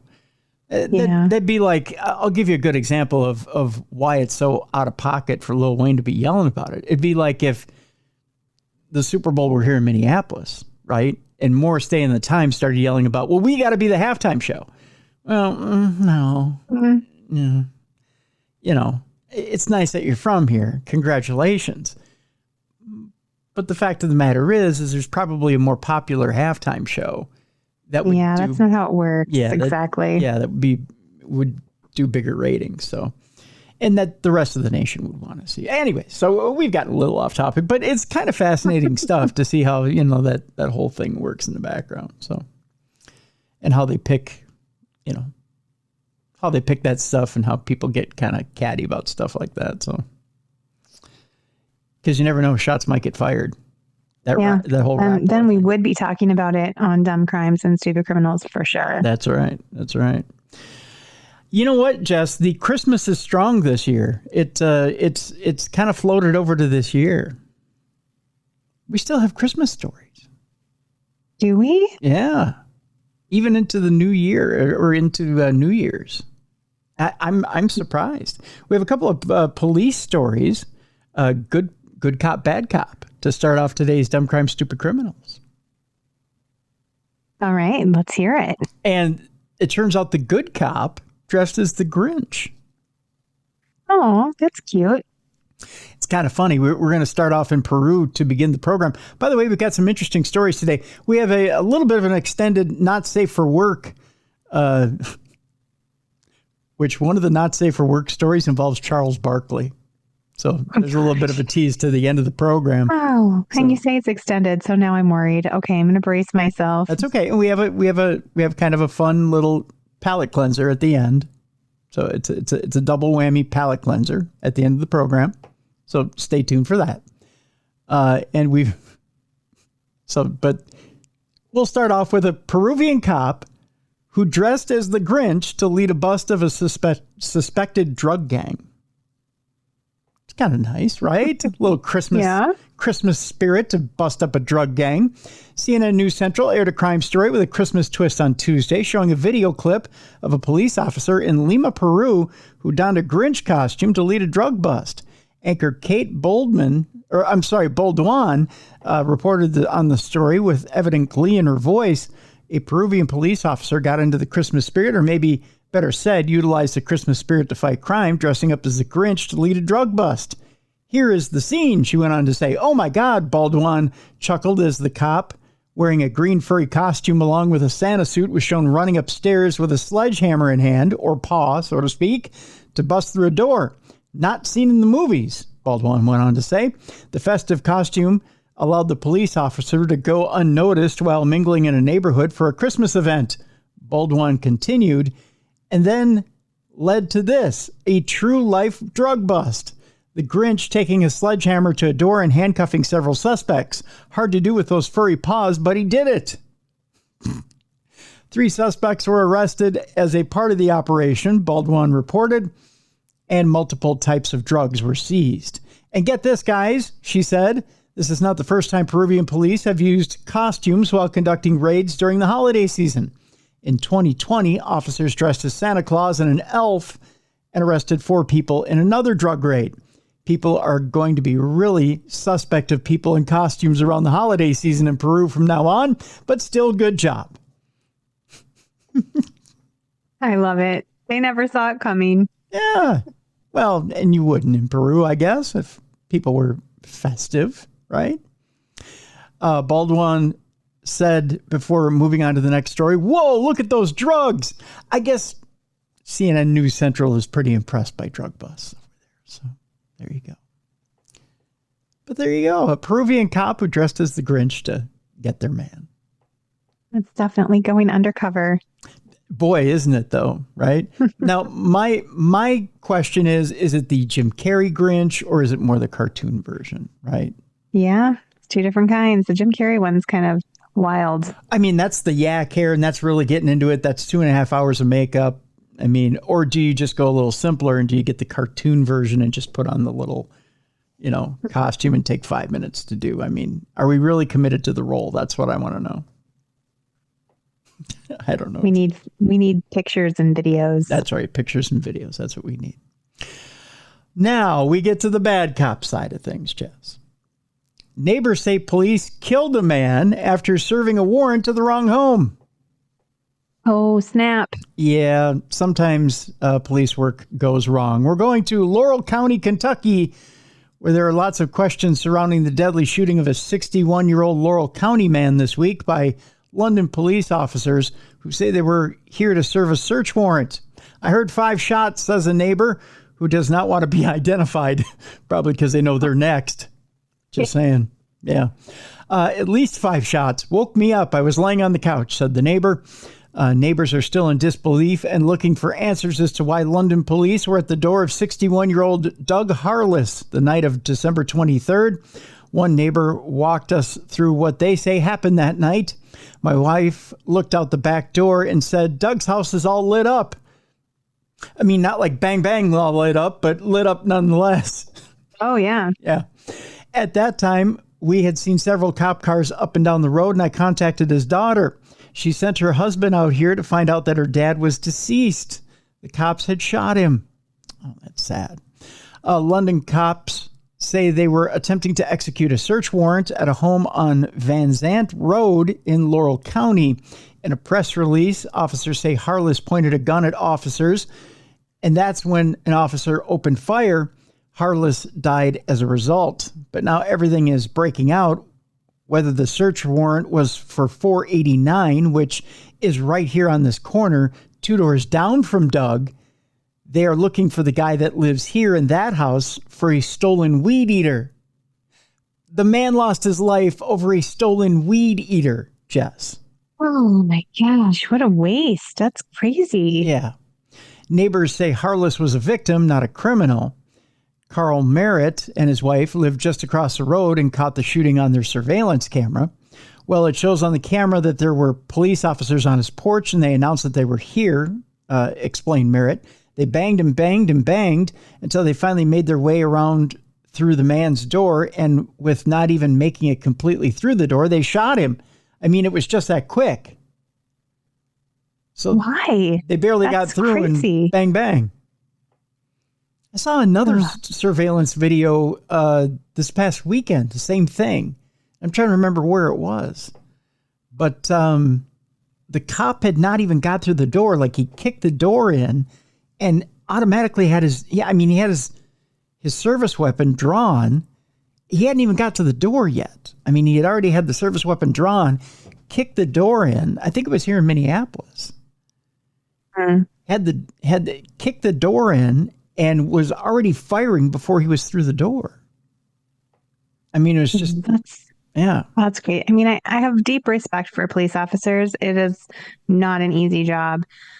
But they're not supposed to shoot at people unless there's an immediate threat, right? Yeah, unless there's an immediate threat. Why would you shoot this guy? Right. Merritt says Kentucky State Police now have that surveillance footage. Family and friends of Harless, as well as the community, are looking for justice. He was a very quiet, humble person, says Merritt. Stayed to himself, never bothered anybody. For something like that to happen to that poor man, it hurts me really to think that somebody like that, especially in my backyard, being shot, in his own home. London Mayor Randall Weddle released this statement. The London City Police has released a statement, and my office will closely follow the investigation being conducted by the Kentucky State Police. My heart goes out to everyone affected by this incident. The family and friends of the individual remain in our thoughts and prayers, as well as the officers involved. I want to remind everyone that this is an open investigation, so I am limited in what I can say at this time. Let's allow the Kentucky State Police to thoroughly investigate the situation. So there you go. Our next story is kind of an unusual... I'm going to read the headline, and I want you to let this soak in for just a brief moment. Okay? Okay. The headline on this story goes like this, Jess. Portland demands something be done after a car crashes into a house for the 30th time and starts a gas fire. Wow. The 30th time. Car crashes into a house for the 30th time and starts a gas fire. My brain is like, was it 30 times like back to back? Like, did this 30 times happen all in one day? Was it the same car? Was it 30 different cars? Right. What's happening, Tim? The sub-headline says you would think that they would have done something like 20 crashes ago. Right? Yeah. Let's get into the story and find out what the deal is here. As part of our belief that hitting people with your cars is bad, Jalopnik maintains that hitting houses with your cars is also bad. People live in houses and you should not hit them with your cars. Unfortunately, for apartment residents in one Portland, Oregon building, someone didn't get that memo and crashed into their house, starting a gas fire. As if that wasn't bad enough, though, KGW News reports that neighbors estimate that this is the 30th crash to occur in the property in the last 30 years. The Christmas Eve crash, yes, it took place on Christmas Eve, took place at about 11:15 p.m. The driver hit a gas meter, causing the gas line to ignite. Emergency responders were reportedly able to extinguish the flames quickly and before there was much structural damage or active fires inside the 4-unit building. Yes, there's only 4 units to this building, so it's not that big. So it's a small target. It's just a magnet for cars, evidently. It must be in just a terrible place, like the edge of a really surprising curve or something. Dead man's curve. You just right into the building. Thankfully, there appear to be no serious injuries from the crash, as most of the residents were reportedly away for the holidays, thank God. Although firefighters did give oxygen to a cat that was later treated at a nearby animal hospital. This is like one big Mad Lib, right? So the poor cat needed... Insert cat here. Needed oxygen. Oh, poor baby. Next door neighbor Mike Powers said the crash sounded almost like a bomb went off and that it knocked out some of his third story windows. He also said that he and his wife have recorded 29 other crashes that took place on the property in question over the 30 years that they've lived there.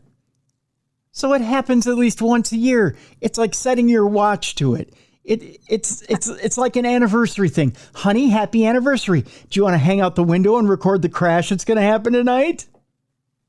I'd like to know the dates of all the crashes. Like, what's the correlation? Is there like a celebration and then they come around that curve and they're like, all drunk?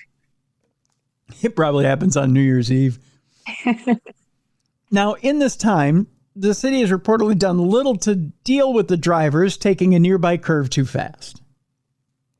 I think what's most important here is neighbors come together and organize around the intersection. Neighbors Nels Pearson told KGW News, "I know people have been fighting long and hard to change the roadway design, and this is the moment we need to do it. Now, after 30 crashes is when we need to come together and change the roadway design," right?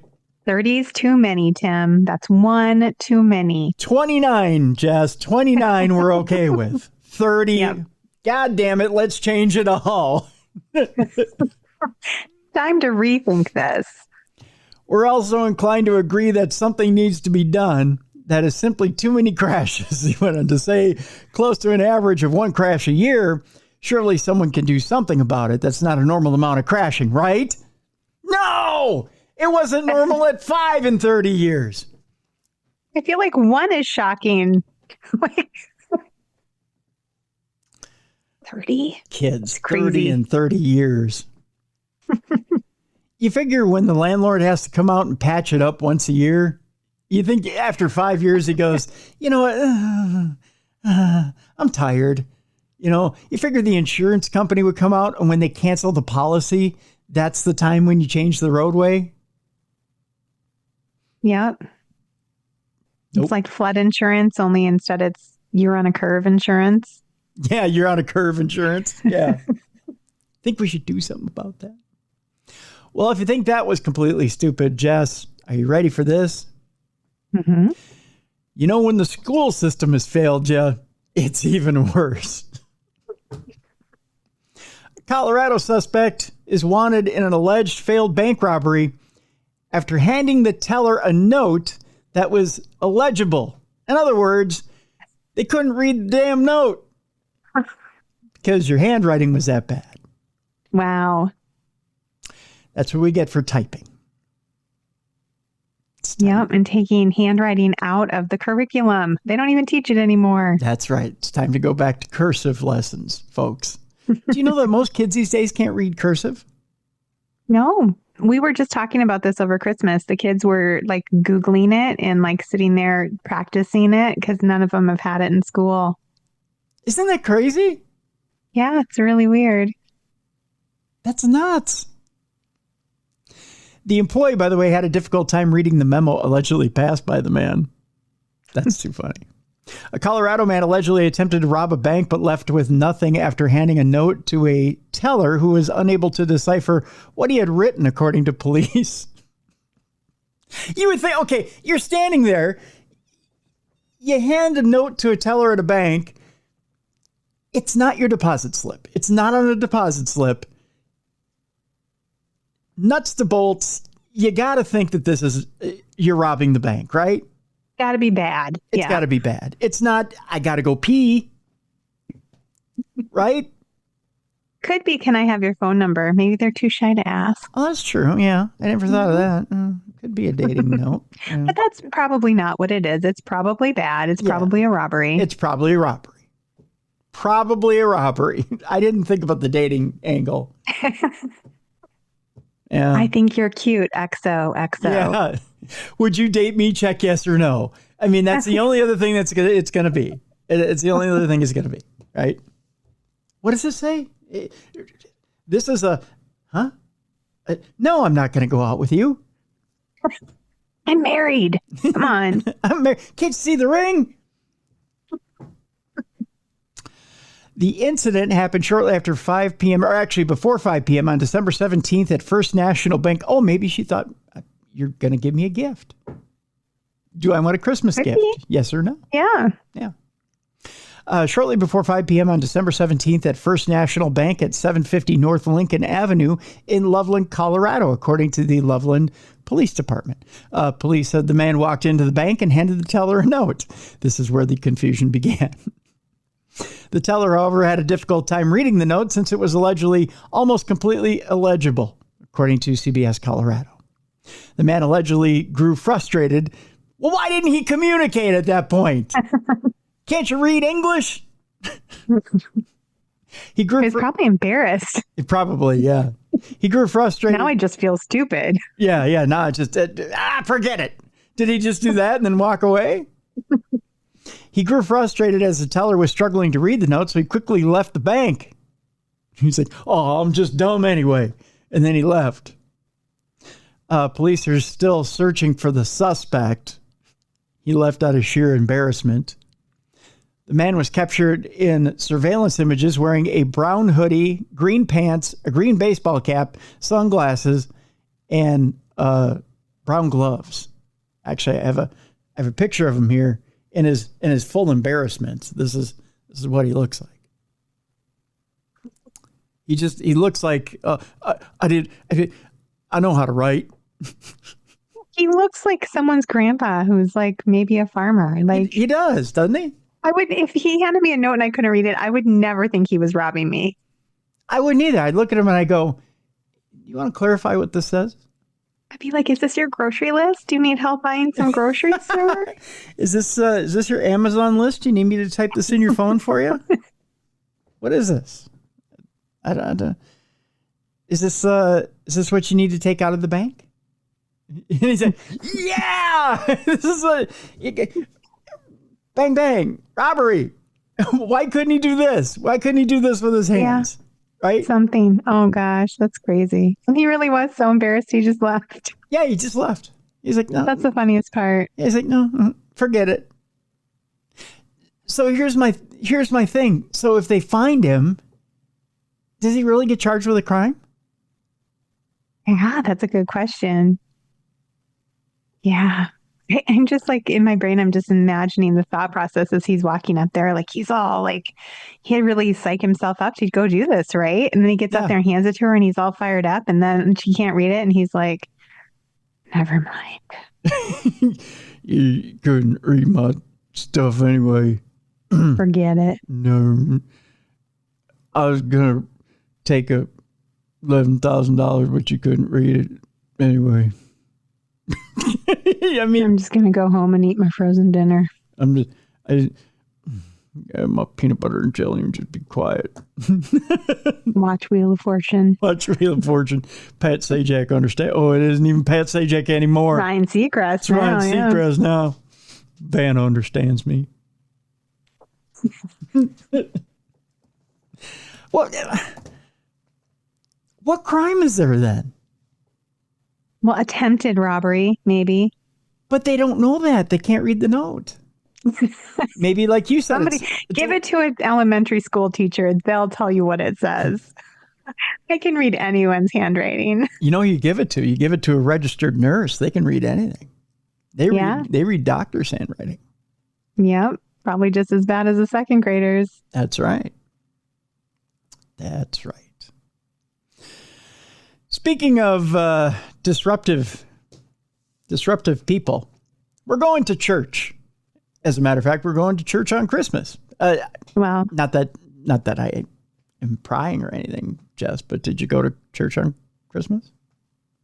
We didn't go to church on Christmas, but we did go this Sunday. Does that count? And we still sang Christmas carols and such? Yeah.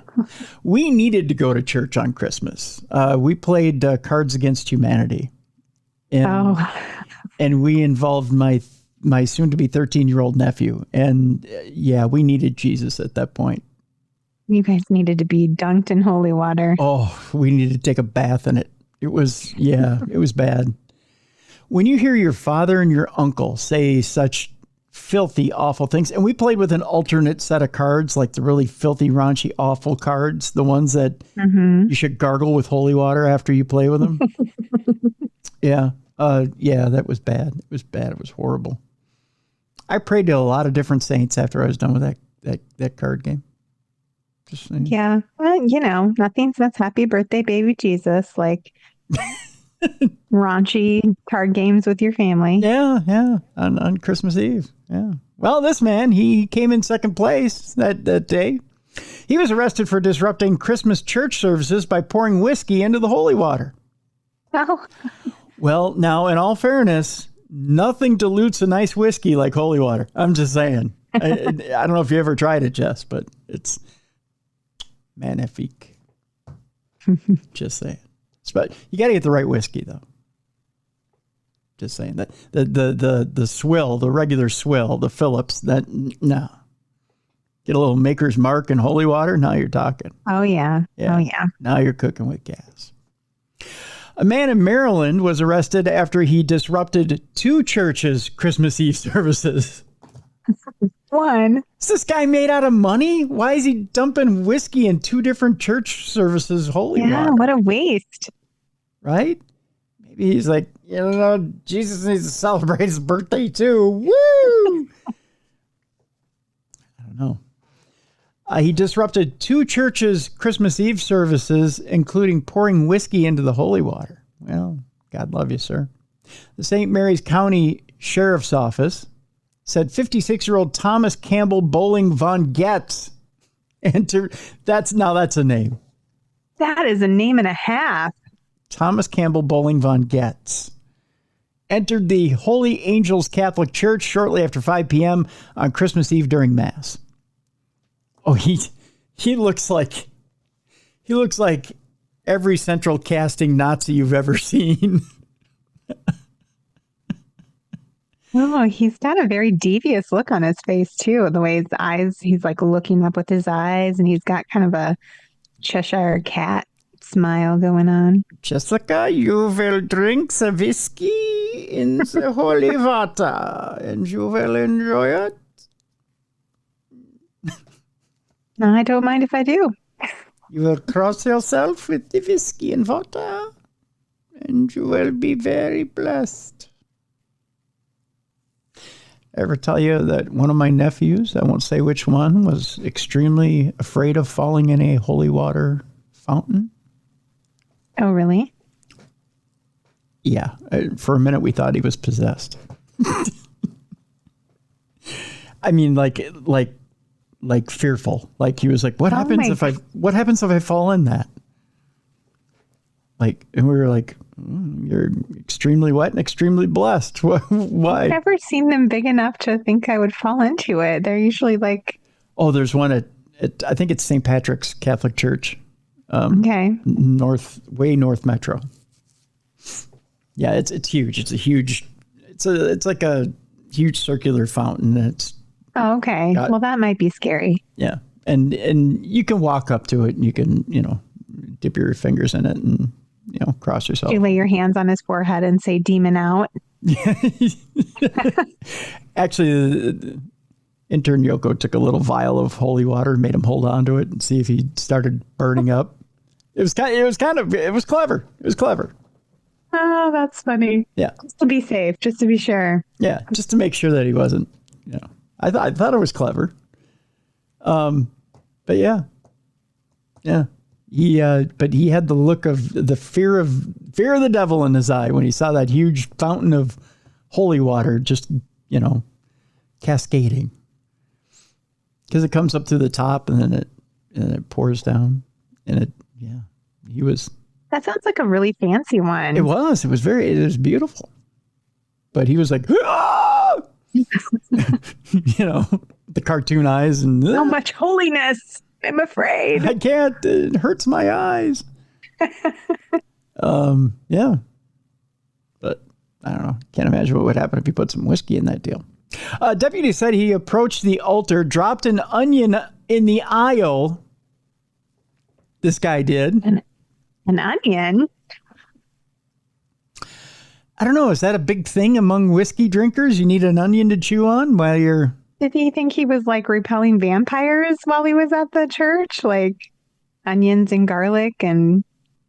Maybe he got that mixed up. Onion with garlic. I don't know. Just running around town with an onion in your pocket for... Well, he does look like a Nazi. I'm just saying. He was, which disturbed the peace of others attending. That would disturb the peace of everybody attending right there. A witness followed Von Getz as he exited the church to make sure he was leaving and saw him then assault another person by throwing tangerines. He brought the whole produce department of the supermarket with him. God, he's like a salad shooter. Yes. He had like a little produce gun with him, like a t-shirt gun at sporting events. Later that night, during midnight mass at St. Francis Xavier Catholic Church, Von Getz allegedly disrupted the service, pouring whiskey into the holy water and threatening to harm parishioners. As church attendees escorted him from the building, probably the smartest thing they did all night, deputies said he attempted to hit several individuals with a whiskey bottle. They were able to detain Von Getz until deputies arrived. He was then taken to a hospital for medical evaluation. Von Getz was arrested and charged with second-degree assault, disorderly conduct, defacing religious property, religious crime against a group, obstructing religious exercise, and threat of mass violence and disturbing the peace. So, not only that, but, I mean, basically ruining good produce. There's that deal, too. Truly. Yeah. That stuff is expensive. Yeah. I mean, tangerines, onions, whiskey. I'd have just started following that guy around and picking up what he left behind. Right. And then making including the whiskey. Right. I mean, whiskey, tangerines, onions, you're halfway to a decent stir fry right there, as far as I know. I mean, that's all I know. The perfect excuse has been made, Jess, when you've been pulled over by police. File this one in your mental Rolodex in case you get pulled over sometime next year. A woman fueled by drugs damages multiple upstate properties. When they pull her over and say, "Ma'am, you need to step out of the car. We need you to walk that line." She says, "Oh, no. I'm too high for that." At least she's honest. Yeah. Hey, why not? That's a perfect excuse, if you ask me. No. I'm too high for that. We can skip that part. We go to Spartanburg County, South Carolina, where a Spartanburg County Sheriff's Office said a woman is facing several charges after multiple attempted burglaries. Aw, that's cute. Just after 1 p.m. on Friday, Spartanburg County deputies responded to a home on North Sweetwater Hills Drive in Moore, South Carolina, regarding an attempted burglary. Before arriving, the responding deputy was notified by dispatch that the homeowner was not home, but watched from her Ring camera as a woman attempted to break into her home. Upon arrival, the deputy did not see anyone outside the home, but did not notice that the garage door was damaged and pressed in. The deputy said it looked as if the garage door was hit by a vehicle. The damage caused a gap to form into the door, but the deputy said it did not look big enough for someone to fit through. A short time later, the victim arrived and let the authorities into the home. Deputies found no one inside and determined the break-in to be unsuccessful. Deputies said the surveillance video showed the woman banging on the door, screaming to let her inside, and she threatened to kill the homeowner multiple times. Surveillance video also picked up a white Chevy Malibu driving in front of the home around noon when the incident occurred. Deputies said after 3 p.m. another burglary was reported at a home on East Main Street in Duncan. The homeowner said after she returned home from work, she found that her home had been damaged and blood was smeared on various surfaces of the house. A window in front of the house and a window on the left side of the home were busted open. She found blood droplets on the ground and on the front door. A side door with stained glass windows was also busted in. A grill that was supposed to be sitting in front of the door was overturned and thrown out of the way. The glass on the side door was broken in a way that would allow someone to reach in and turn the handle, according to deputies. Under the porch, deputies said a crawl space cover had been removed and a pipe attached to the furnace of the home had been ripped out. The pipe was found laying on the ground nearby.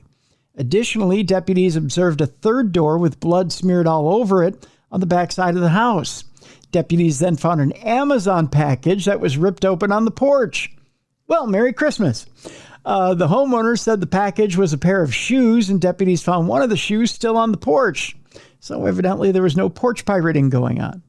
She just wanted one of them. Yeah, just one. The homeowner showed deputies the video of the incident from her security cameras, and authorities discovered it was the same woman as the prior incident that attempted to break in. In the video, the woman can be seen repeatedly slamming her body into the door while her arm is bleeding from busting out the windows. She sounds like a fine, upstanding citizen, doesn't she? I mean, she sounds like a psycho. Yeah, sounds like a member of the welcome wagon. According to deputies, the woman then returned to the back porch where she began ripping the entire porch from the house. What? That's some strong drugs. Wow. Wonder what she was on. In the video, boards can be heard breaking as she lifted the porch off the ground several times. What kind of drugs give you Herculean strength like that? That's crazy. Little PCP. Yep. The security video showed the incident occurred between 1 and 2 p.m., about an hour after the first burglary occurred. Now, around 2:30 p.m., a white Chevy Malibu was pulled over due to involvement in the burglaries and erratic driving at Reedville Road and Moore Duncan Highway. The woman was identified as 38-year-old Natalie Woodruff. She stated that she was tired after being awake for an entire week. That's right. She'd been up for a week, Jess. Holy cow. I think this is more meth than anything else now. When asked to conduct a field sobriety test, she became upset and asked deputies to check the trunk of her car for her children. That's right. Her children may be in the trunk, Jess. Oh, my God, Tim. Deputies had already checked the trunk after she asked the first time. There, by the way, were no children in the trunk of her car, so don't worry about that. Woodruff told deputies she could not perform the test that they had asked her. When she was asked why, she told deputies, "I'm too high for that." But she could rip the porch off a house. That's nuts. Yeah. That's freaking scary. Yeah, it is. By the way, if you're wondering what Woodruff was on, she stated that she had been using crack cocaine and marijuana. You would think the marijuana would bring down the crack cocaine, but evidently the crack cocaine was a little stronger than the marijuana. Wow. She was placed under arrest for DUI and transported to the Spartanburg County Detention Center. By the way, if you want to know what someone who's on crack cocaine and marijuana looks like, take a look at Ms. Woodruff right there. That's what she looks like. Just like, what are you looking at? Yeah, she's like, ain't nobody got time for that. Just like, yeah, that's what she looks like right there, Jess. Law enforcement said due to the woman's attempted break-ins and 2 prior convictions for burglaries, authorities would seek charges for 2 counts of first-degree burglary, theft, and 2 counts of destruction of property. WYFF News 4 reached out to deputies for surveillance video of the incident. The sheriff's office said the video cannot be released at this time due to pending charges. So, I think Ms. Woodruff was a little busy. Yeah. She's a little crazy. Have you ever been, I know you built a porch recently. Have you ever been so busy that you, or so messed up that you decided, let's rip that sucker off the house? No, I can't even imagine. Can you imagine what kind of strength it would take to rip it off the house? Yeah, does crack make you crazy strong? That's nuts. I guess if you got enough of it in you. Yeah, and awake for a week? Oh my gosh. She had quite a bit in her. If she'd been awake for a week. Yeah. And then to say, I put my kids in the trunk. You want to check and see if they're all right? Yeah. So many things wrong with this. Then my brain is like, how is that fun for you? Like what?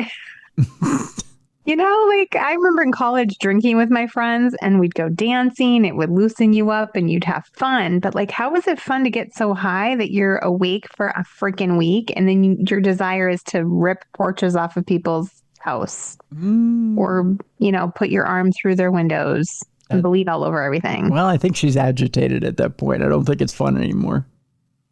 Yeah. Yeah. I don't understand drugs. Yeah. But I think we went past we're at the point of addiction and agitation. We're not at the point of fun anymore. that's true, I guess. Yeah. Yeah. That's where we're at with that. By the way, do you want cocaine bears? Because that's how you get cocaine bears, Jess. A backpack or backpacks containing $1.1 million of cocaine were discovered in the wilderness near Canada. Oh, man. And that's how you get cocaine bears. U.S. Customs and Border Protection agents were assigned to a region near the Canadian border in Washington and found 2 backpacks left out in the woods containing an estimated $1.1 million worth of cocaine. Oh, that can't end well. It just can't. The incident occurred when agents on patrol in the Blaine sector of Washington, approximately 110 miles north of Seattle, discovered 2 black backpacks weighing 78 pounds lying on the ground in a wooded area near the border in Lyndon, according to a statement from the U.S. Customs and Border Protection released on Monday. 78 pounds of coke, Jess, and 2 backpacks. That's a lot. Yeah, it is. And just think if the bears get into it. Maybe that's what happened with the raccoon my son hit. He thought it was a beaver, but he was coming home the other night in the fog. He's like, all of a sudden, Mom, there's just this beaver running at me down the interstate. I just can't stop picturing it. I'm like, first of all, it was probably a raccoon. Like, it probably wasn't a beaver. They're not known to, like, stand upright and come running at you. But yeah, it's like, I can just see it just charging at him and Logan driving, and all of a sudden he's like, what? At that point, it's not rabies anymore. It's got to be cocaine. Yeah, it's a death wish. That's right. When the agents looked inside, they found 30 brick-like packages containing a white powdery substance. The substance was later tested and determined to be coke. Yeah. So, if you're ever in Canada and looking for something that's snow, but not snow, but snow, look for a backpack. Somebody's in big trouble, Tim. I know, right? That's a lot of coke to leave laying around outside. That's right. That's right. Somebody owes a drug lord a lot of money. Yeah. Yep. By the way, that investigation is currently ongoing to figure out whose coke it is. I doubt someone's going to step forward and go, oh, by the way, did you find 2 black backpacks out there in the woods? Hey, it's this guy's. And I got to get it back to Pablo Escobar Jr. So, Yeah. I'd rather go to jail than be murdered by a drug lord.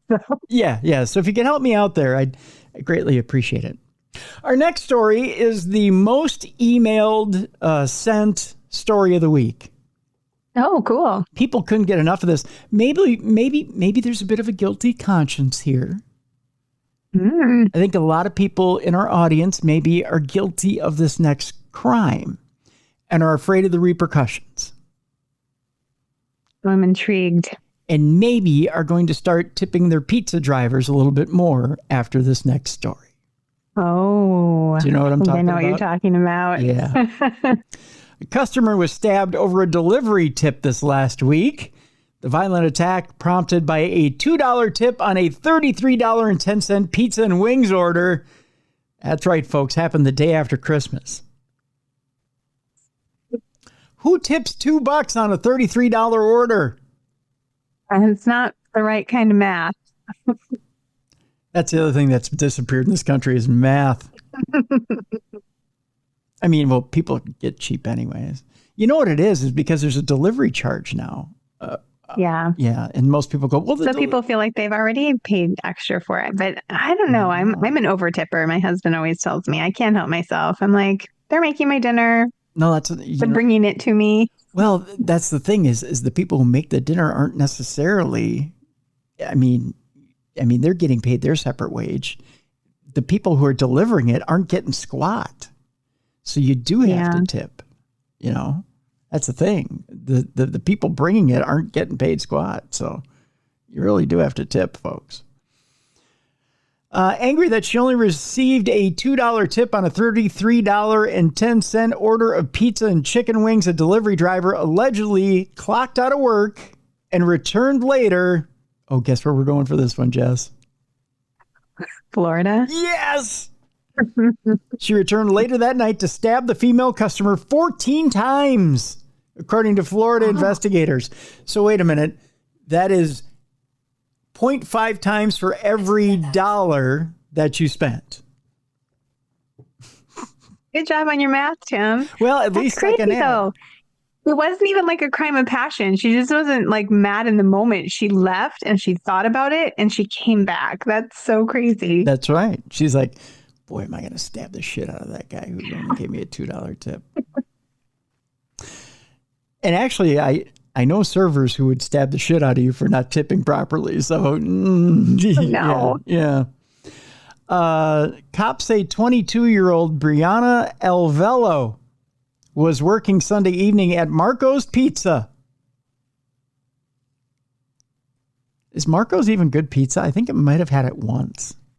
I've never had it, but it sounds akin to like Paul Revere pizza in Des Moines, which was not good. Marco, well, have you seen the TV ads for Marco's? I mean, it's a national chain.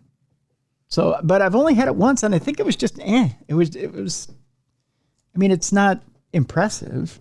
It's just okay. Definitely not getting worth stabbed over. No, it's budget pizza. You know. Yeah. Like Domino's, kind of. Yeah. Okay. Marco's is in Kissimmee, and she was dispatched around 10 p.m. to the nearby Riviera Motel to deliver food ordered by Melinda Irizarry, who's all of 26 years old. Irizarry, her boyfriend Bobby Brooks, and the couple's 5-year-old daughter were celebrating Brooks's birthday. Yikes. Oh, she stabbed her in front of a kid? I think so, yeah. That's messed up. As alleged in an arrest affidavit, when Irizarry handed over the $50 for the food, so she had it to tip. That's even worse. Alvello began walking away with the money, and Melinda had to stop and ask her for change. Well, I mean, $50 for $38, that's a pretty hefty tip. 33. So, yeah, that is. Okay, yeah, that's a big tip. That is a huge tip. Irizarry told cops she did not want to leave such a large tip. I get that, right? Yeah, that's a lot. So then take it to the office of the motel and break it for change. Don't hand her a $50 bill. I mean, you're staying in a motel. Yeah. Yeah. After rooting around for smaller bills, Irizarry and Brooks tipped Alvello $2. Melinda explained the female rolled her eyes and walked away without saying anything. Well, that's just horrible. But she would be back. Oh, yeah. Police charged that Alvello and a male accomplice, both dressed in black and wearing face masks, showed up at the motel 90 minutes after the food delivery. Upon hearing a loud knocking, Irizarry opened the door, and the two visitors burst in. The male intruder brandished a gun while the woman, whom cops later identified as Alvello, began rummaging through Irizarry's purse and the family's belongings, and even smashed the child's Nintendo Switch. When Alvello pulled out a knife, Irizarry turned away to shield her daughter.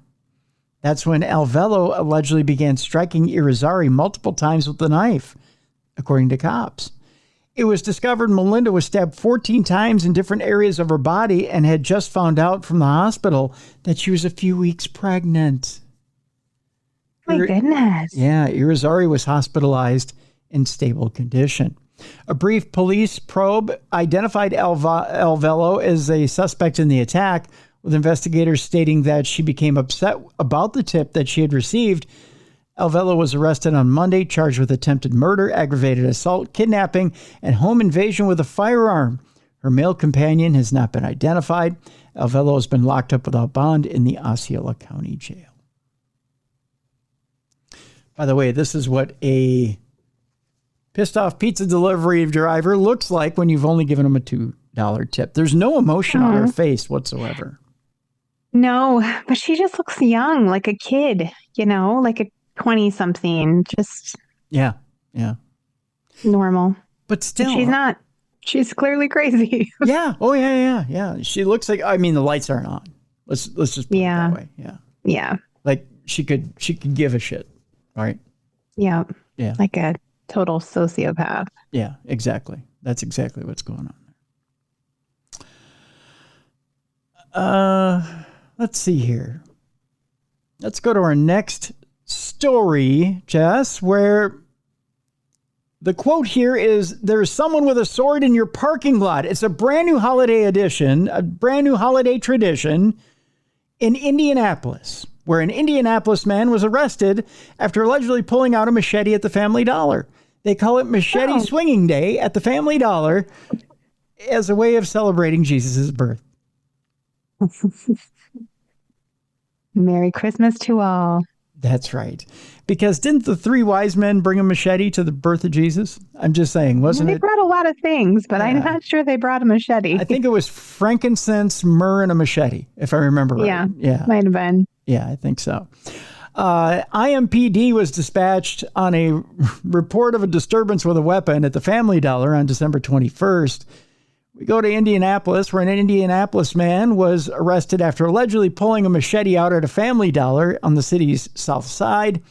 According to court documents, IMPD was dispatched on a report of a disturbance with a weapon at the Family Dollar, located on Madison Avenue, on December 21st, just before 4 p.m., because get it done before the dinner hour. You don't want to disturb anybody's dinner. I don't know what that means. When an officer arrived on the scene, he said he saw a man later identified as Charles Adams wearing a brown jacket, swinging a machete around, because you got to get your exercise in. It's either that or yoga. The officer said he saw Adams at the intersection of Stanley Avenue and East Troy Avenue, so he initiated his emergency lights and siren. The officer then got out of his vehicle and gave loud verbal commands for Adams to drop the weapon and sit on the sidewalk. You are totally going to mess up his cardio if you do that. I'm just saying. I mean, Upper Body Day, Tim. It is Upper Body Day, and that is horrible instructions. You wait for him to finish the 30 minutes, and then command him to drop the weapon. Court documents say Adams listened to the officer's command, of course, because it's a police officer after all. According to court documents, police spoke with the victim, who is a Family Dollar employee. Oh, he was just out there cutting out boxes, right? Just doing his job. Yeah, of course. I mean, who needs a box cutter when you got a machete? He said he was working inside the store when a customer walked in from the parking lot and said, "There's someone with a sword in your parking lot." The victim then walked outside and allegedly saw Adams in the parking lot with a machete. The victim told police that Adams was scaring the customers, so she told him to leave. That's when Adams allegedly lifted the machete, faced her with the weapon drawn, and said, "Shit, I'll use this on you."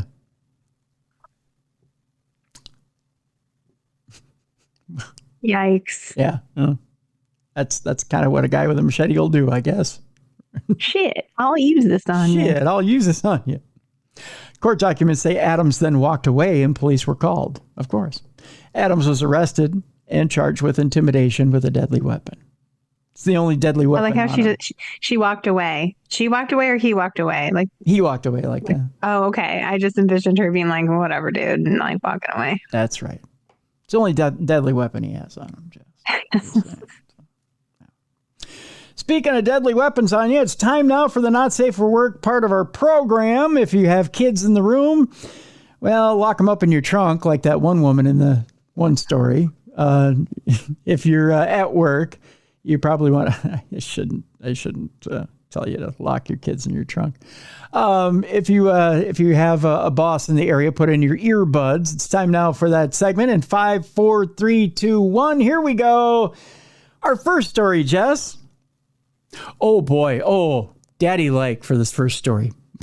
First of all, daddy like. First of all, this is the first time I've ever wanted to go to prison.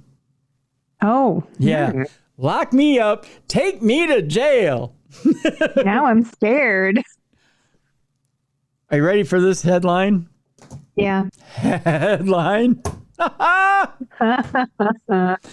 female prison officer was arrested after she was filmed having sex with an inmate. Take me in, please. I'm going to show you the picture of this prison officer. She can do whatever she wants. I don't care.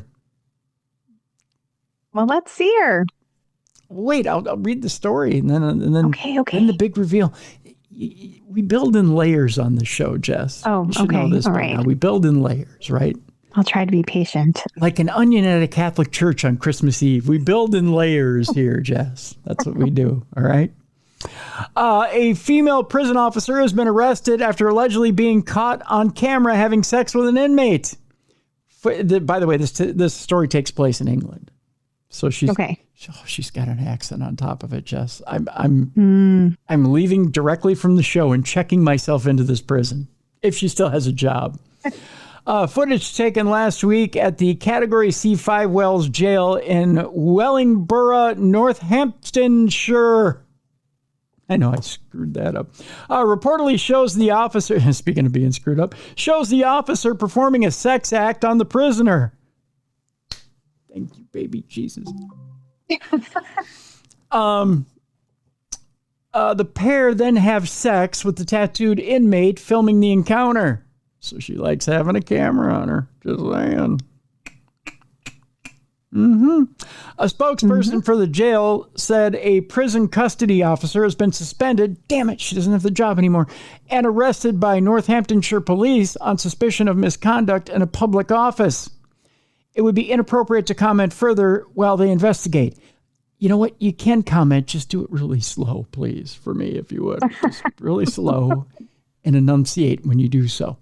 Footage shows the blonde officer's trousers removed while her white shirt and security pass remain on. Thank you. Thank you. It's been circulated among convicts in the prison, which houses men who are considered a moderate risk. So really, I don't have to do much to get in, Jess. I mean, I don't have to commit much of a crime to get there. Write a bad check or something. Yeah, I'll just write a bad check. if I can find my checkbook. I mean, it's been a while since I've seen it, but I'll go find it. Concerns have been repeatedly been raised about the £235 million jail, with the most independent report saying issues are worsening. The independent monitoring board said drugs are routinely available inside the jail, so we can get high and do it. I'm just saying, it's going to be a good time. It's a party in there. It really is. With at least 25% of the 1,700 prisoners randomly tested for illegal substances found to be positive. Right? Crazy. It's a good time.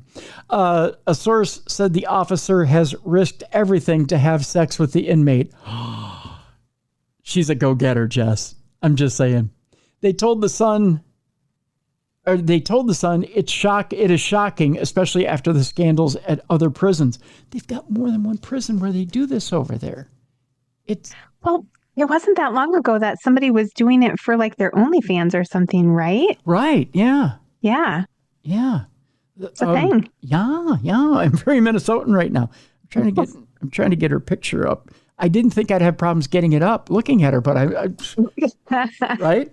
Take a look at this honey right here. Oh. Huh?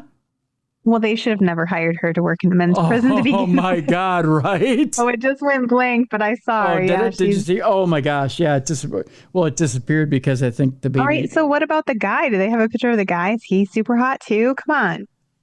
I don't know if they do or not. Let me, I don't know why it disappeared off my screen. Probably because Jesus. What guy is worth risking your career for? He has to be hot and ripped like The Rock. Do you think? Maybe she's one of these that's like, you know what? Maybe I just like an average schmo, like an average bald-headed fat schmo guy who has a podcast. He's like an accountant who was put in prison for a Ponzi scheme or something. Right. She's like, yes. She's like, God, I'm so into, what is it called when she's into brains rather than brawn? I don't know. That has an actual term? Yeah, there's an actual term. Okay. Ladies who are into guys who have brains. I mean, I would call her a smart lady. No, it's a something file. It's a okay. Now I gotta look. A money file? Not a money. No. That's a brain file. Not a brain file. It's a. Gosh, now I gotta. I'm just. You might have to Google it. Yeah, you might have to Google it. Yeah, it's a. But it's an actual obsession. It's a. Now, see, you got me. I'm all flustered looking at her picture here. I think she got you all flustered. Don't blame me. Right? I'm all, you know.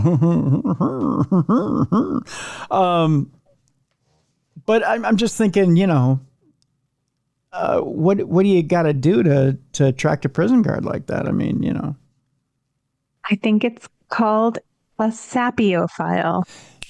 That's it. Sapiophile. You're welcome. Thank you. A sapiophile. Yes, a sapiophile. So yes, she's a sapiophile. I think that's what she's into, right? So I think that's her gig. That's her deal. So yeah. So I think that. Oh, I got her picture back. Thank you, baby Jesus. Screenshot it so you can save it for later, Tim. I'm going to find out how I can contact her. The female warder is being incredibly stupid. I don't think so. She has risked everything and is being reported to bosses, so her career is effectively over. So she's going to need a new career, Jess. I think she could start her own OnlyFans page. I mean, you'd pay for it. You're damn right there. I know they're called screws, but you can't be sleeping with prisoners in your prison, and definitely shouldn't do it on camera, says one prison official. I know they're called screws, but you shouldn't. You call prisoners screws? No, you call prison guards screws. Oh, I didn't know that. Northampton police said a 19-year-old woman has been arrested by North Hampshire police on suspicion of misconduct in a public office. This is a live investigation, and as such, we can make no further comment at this time. It comes after another female prison guard, again, at Five Wells, had a prisoner's baby. Rachel, yeah. What? I know, they're just getting it on over there. So these girls are like, hey, I know a great place to meet guys. At the prison. Or I'll give you a referral. Yeah. Rachel Stanton's affair with Edwin Poole, who was jailed for armed robbery, was discovered after staff found intimate photographs of the pair in his cell. Oh, he just took souvenirs and kept them. This cannot be her. CCTV footage also captured the couple going into a prison storeroom for an hour of intimacy. This cannot be her. Look at her. What are all these hot women doing working at this prison? I don't know, but I want to meet the guy hiring these women. Exactly. I feel like this is like a reality show. Right? It's like Love Island, but lockup style. This woman was filmed having sex with inmate Linton Wyrick. Linda D'Souza Abreu caused a sensation after she admitted into having sex with an inmate inside HMP Wandsworth. The pair's encounter went viral after D'Souza Abreu, who is married, was filmed having sex with inmate 36-year-old Linton Wyrick in June as her radio crackled with messages in the background. His cellmate records the encounter with his phone, saying, "This is how we roll in Wandsworth." Piles of clothes can be seen heaped over a bunk bed inside the cell. Evidently, it pays to be a prisoner in England. That's wild.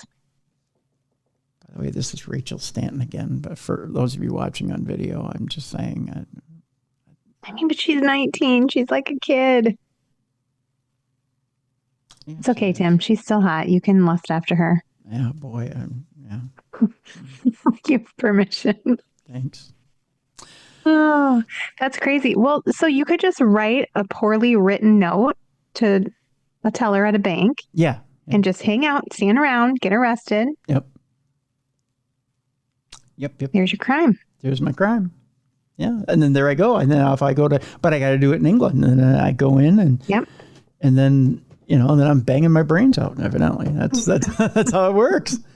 I mean, it's a perfect crime, right? Three hots, a cot, and a thought, I mean, it's how it works. Oh my boy. Well, evidently here's one crime. And this is the last story of Dumb Crime, Stupid Criminals today. And it goes like this, Jess. By the way, do you have W+? No, I don't. Walmart delivery service. This is a different way to get your groceries delivered from W+. Oh, Nice. A Walmart driver pleasured himself in a woman's driveway after the grocery delivery. Oh, ick. That's a different kind of tip. I'm just saying. Okay. Yeah.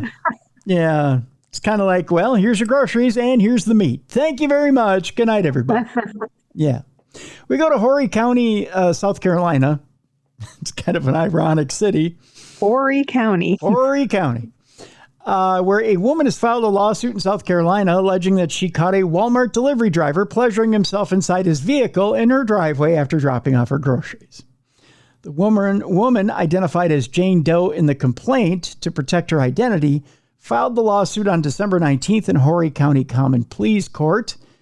It names Walmart Incorporated, doing business as Spark Delivery, Walmart Stores East, and the driver, Alvin B. Ortiz. The alleged incident happened on July 8th at the woman's home in Myrtle Beach area. 39-year-old Ortiz was arrested on July 9th and charged with indecent exposure, according to the lawsuit. He was released on bond the following day, and the case is still pending, according to court records. Ortiz dropped off a delivery order at the woman's front door at about 9:10 a.m. Well, rise and shine. According to the lawsuit, he walked back to his car in her driveway after finishing the delivery and remained there for 10 to 15 minutes, prompting the woman to go out to his car and see why he was still there. Oh, I bet you found out, didn't you? As she approached the car, the lawsuit claims the woman saw Ortiz with his pants pulled down and pleasuring himself.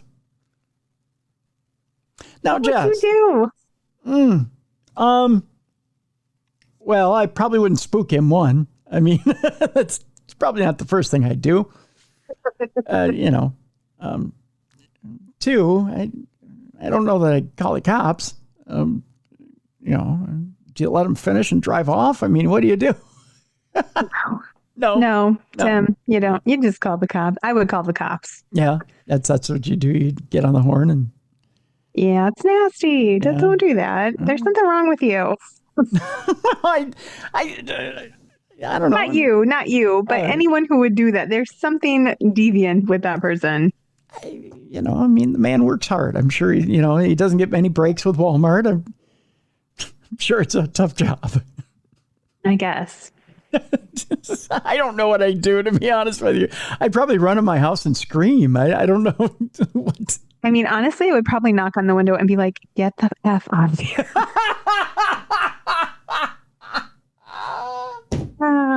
Before I come back out with a pistol. Be one of these. Zip it up. Zip it up. There's children in this neighborhood. Chomo. I'd probably go all, what's his name? The former bouncer for Jerry Springer, Steve. Oh, yeah. Probably get all rough on him.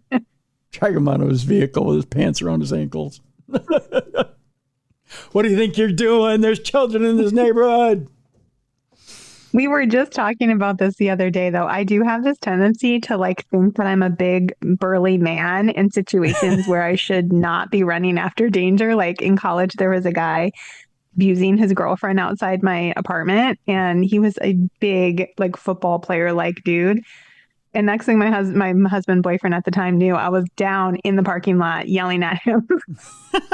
Well, nothing wrong with that. I mean, someone's got to do it, right? Yeah, I thought so. Yeah. I'm like, I called the cops. Get out of here. And chances are, I mean, guys like that are fucking weenies anyways. Pardon my language. I mean, we're in not safe for work territory anyways. But they're fucking weenies anyways. Yeah. A lot of times when somebody stands up to them, they don't know what to do. Just a tiny little woman came out yelling at him. Yeah. He left. Yeah, exactly. I must look intimidating. Well, what it is they're being called out. So when they're being called out publicly, then they know that there's attention on them. That if you've seen it, then other people have seen it and they're about to respond. Yeah. So they get the hell out of there. I mean, that's well, the other incident we were talking about when my mom got in a road rage with someone, they were intoxicated and my mom just blew the horn at them to basically wake them up. They had passed out at a stoplight or something. Yeah. We didn't realize what was happening until he followed us. He chased us into the parking lot where we were going and he blocked us in. And then he was yelling at us through the window. And my mom was she was so scared, and I saw my mom scared, so I was pissed. The next thing I knew, I jumped out of the car and I got over to him and I was like, "Get out of that car! I'm going to kick your ass." Yes. Yeah. My mom's like, "He's going to beat you up." I'm like, "No, he's not. Looking at me. He's all drunk and scrawny. I could totally take him." I carry. But then the cops came and they took him. Nice. I carry a bat in my van for that reason. But they actually chased him and like body slammed him. It was the wildest thing I've ever seen. I was like, "That's not fair. That's what I wanted to do." Yeah, exactly. Do you carry anything in your car for such an occasion or no? No, because I'm so calm and peaceful. I never think about fighting until like there's something happening and I'm like, "You just made my mom cry." Now I'm going to kill you with my death grip. See, I've got a Louisville Slugger in my van, so. Well, that's neat. Yeah, and I think is it a 9-iron? It's a Jack Nicholson solution. I know that. Yeah, so just in case. But there's that. Where were we? Oh yes, Mr. Ortiz choking the chicken in the middle of somebody's delivery driveway. Yes. The alleged incident happened on July 8th at the woman's home in the Myrtle Beach area. 39-year-old Ortiz was arrested on July 9th, charged with indecent exposure. He was released on bond the following day, and the case is still pending. Ortiz dropped off the delivery order at the woman's front door at 9:10 a.m. According to the lawsuit, he walked back to his car in her driveway. After finishing the delivery, he finished himself off and remained there for about 10 to 15 minutes, prompting the woman to go out to his car and see why he was still there. As she approached the car, the lawsuit claims the woman saw Ortiz with his pants pulled down and pleasuring himself. The woman said she ran back to her home and grabbed her young child to hide before calling a neighbor whom she knew was home. Well, he wasn't brandishing a weapon. Well, kind of, Tim. Well, he kind of had a weapon in his hand. I mean, depends on how big it was. It was a tiny little .22, I'm sure. I mean, it wasn't a big weapon. Her neighbor came out and confronted Ortiz, the lawsuit said, adding that Ortiz rushed to pull up his pants. He then began arguing with the neighbor before driving away. "What are you arguing about? You got caught." He's probably embarrassed. That's what it was. Just quickly drive away. Yeah, just get the fuck out of there, right? Yelling out of his window that he was coming back to F everyone up. Oh, no, that's so scary. Yeah, time out. You are in the wrong, sir. Just get the hell out of there. You're probably going to get fired, right? Yeah. Because they're going to trace back the order. And you're the driver of record. You get rated on all this stuff. So you're going to get caught, okay? You're probably going to lose your job. That's just all there is to it. I mean, I would hope so. That is some deviant, weird behavior. Right. The lawsuit said the woman then called police, who in turn contacted the Walmart where Ortiz worked. He was arrested the following day. The lawsuit alleges that Walmart failed to appropriately do background checks to ensure Ortiz's suitability for the position. It also claims that Walmart is liable for acts and omissions of its employees who are working and acting for the company. The lawsuit claims the woman has suffered injuries and damage, including past and future mental pain and suffering, mental, emotional, and psychological damage, and loss of enjoyment of life. She is seeking... A little extreme. Yeah, come on. It's a cock-a-doodle-doo. You'll be okay, right? She's seeking a jury award for past and future medical expenses. He didn't hit you in the head with it. I mean, you didn't catch a stray in the eye. You're okay. I mean, she has a child. She's seen one before, right? I mean, this isn't like... Yeah. I think we're going a little far here. Walmart told WBTW on Thursday it was reviewing the complaint. The safety of our associates and customers is always a top priority. We are reviewing the complaint. We'll respond appropriately to the court. I have a feeling this is going to get settled out of court. What's funny is the picture below the article, which is just an old woman in her car. Which you don't know if not to be confused with the Walmart driver. Right. Yeah. You hope she doesn't do anything in her car. I'm just saying. But yeah. So there you go. All right. So we have a bit of a mixed bag as far as a palate cleanser. This first story is not cleansing anyone's palate. Great. It took place in a Texas neighborhood over Christmas where they claimed there was a gigantic fart smell all over this particular town. Ew. Well, here's what happened. In a nutshell, we go to Travis County, Texas, where many people enjoy the smells of Christmas dinner, of course. Residents in the Austin area neighborhood of Lake Point feared their meal would be ruined by fart smells that can make your eyes water. For years, around 70 homes in the West Travis County neighborhood have dealt with a wastewater treatment plant built just yards from their back doors, so to speak. Oh, no. There have been many days when it's impossible to be outside. It feels unsafe. It's like the smell is so strong and so gross that, like, it's really unpleasant, said Amanda Wilton Green, a Lake Point resident who lives a few yards from the plant. Issues at the plant, including busted pipes and broken machinery, have grown more frequent at the facility near the end of its life. With each incident, the smell of sewage fills the air. Well, Merry Christmas to you all and to all a good night. While the people in charge of the plant are quick to address issues as they occur, neighbors are desperate for a timeline that will see the removal of the plant from their neighborhood. What's interesting about this next part, Jess, is there's a little headline that says, "This green fog descends," as in on the neighborhood. Oh, nasty. The neighborhood is an active one. An elementary school is just down the street from the plant, and it buzzes with activity. People push strollers down the sidewalk. Kids enjoy the winter break and fill a nearby park, as opposed to what's filling the neighborhood. Walton Green says when the smell is bad, she and other neighbors can't go outside. She avoids walking her dog, and that nearby park, recently renovated, empties of children, because evidently they don't want to play in the fog. No. Ew.